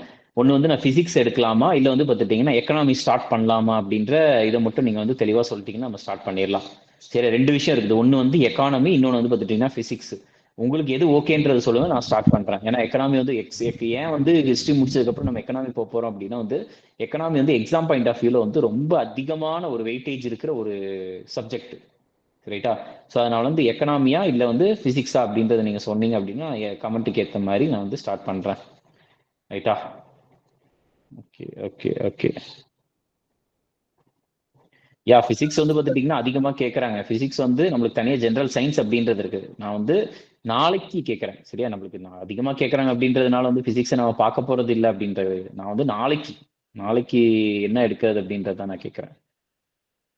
சார் இப்போ வரைக்கும் சோசியல் சயின்ஸ்ல நடத்தின மாதிரி எக்ஸாம் எதுவும் வைக்க மாட்டீங்களா சார்? இல்ல, உங்களுக்கு வந்து எக்ஸாம்ஸ் எல்லாமே வந்து பார்த்துட்டீங்கன்னா கொஸ்டின்ஸ் எல்லாமே வந்து அவங்க கொடுப்பாங்க. எக்ஸாமே வந்து அவங்க வைக்கிறது என்னன்றது நம்மளுக்கு இன்ஸ்டியூட் சைட்ல இருந்து நான் கேட்டுட்டு நான் உங்களுக்கு சொல்றேன்ப்பா. நாளைக்கு நான் சொல்றேன், நாளைக்கு நான் உங்களுக்கு சொல்லிடுறேன். இல்ல உங்க சைடுல இருந்து இம்பார்ட்டன்ட் கொஸ்டின்ஸ்ல வச்சிருக்கீங்களா சார்? அது கொஞ்சம் கொடுத்தீங்கன்னா நல்லா இருக்கும். இல்ல ஆக்சுவலா அந்த ஒய்சிடி நான் கொடுத்துருந்தேன்ல, அந்த ஒய்சிடி நீங்க பார்த்தாலே போதுமானது. ஏன்னா அது எல்லாமே வந்து ஆல்ரெடி எக்ஸாம்ல கேட்ட கேள்வி மட்டும்தான். அதுல இருந்து மட்டும்தான் வந்து இப்ப நீங்க எழுத போற எக்ஸாம்ஸ்க்குமே அதுல இருந்து தான் வருமே. ரைட்டா? அதை நீங்க பார்த்தாலே போதுமானது. நம்ம டாபிக் முடிக்க நீங்க அதுல கவர் பண்ணிக்கிட்டு இருந்தாலே போதும். ஒய்சிடி ஜிகேவா சார்? ஜிகே ஆமா GK.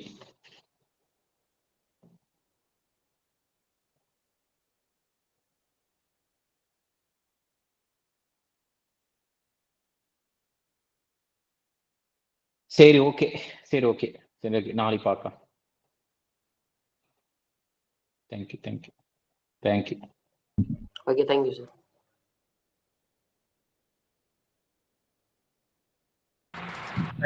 Thank you sir. Thank you sir.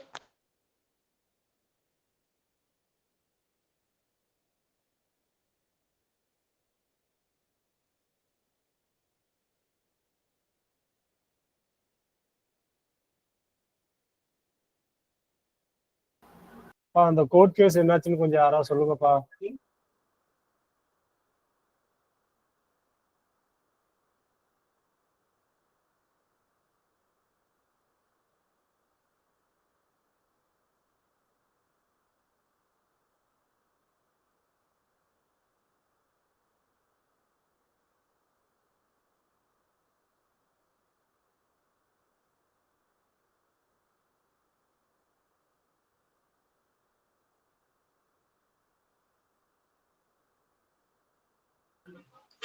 Bro case வந்து ஜூன் மாசம் ஹியரிங் சொல்லியிருக்காங்க ப்ரோ.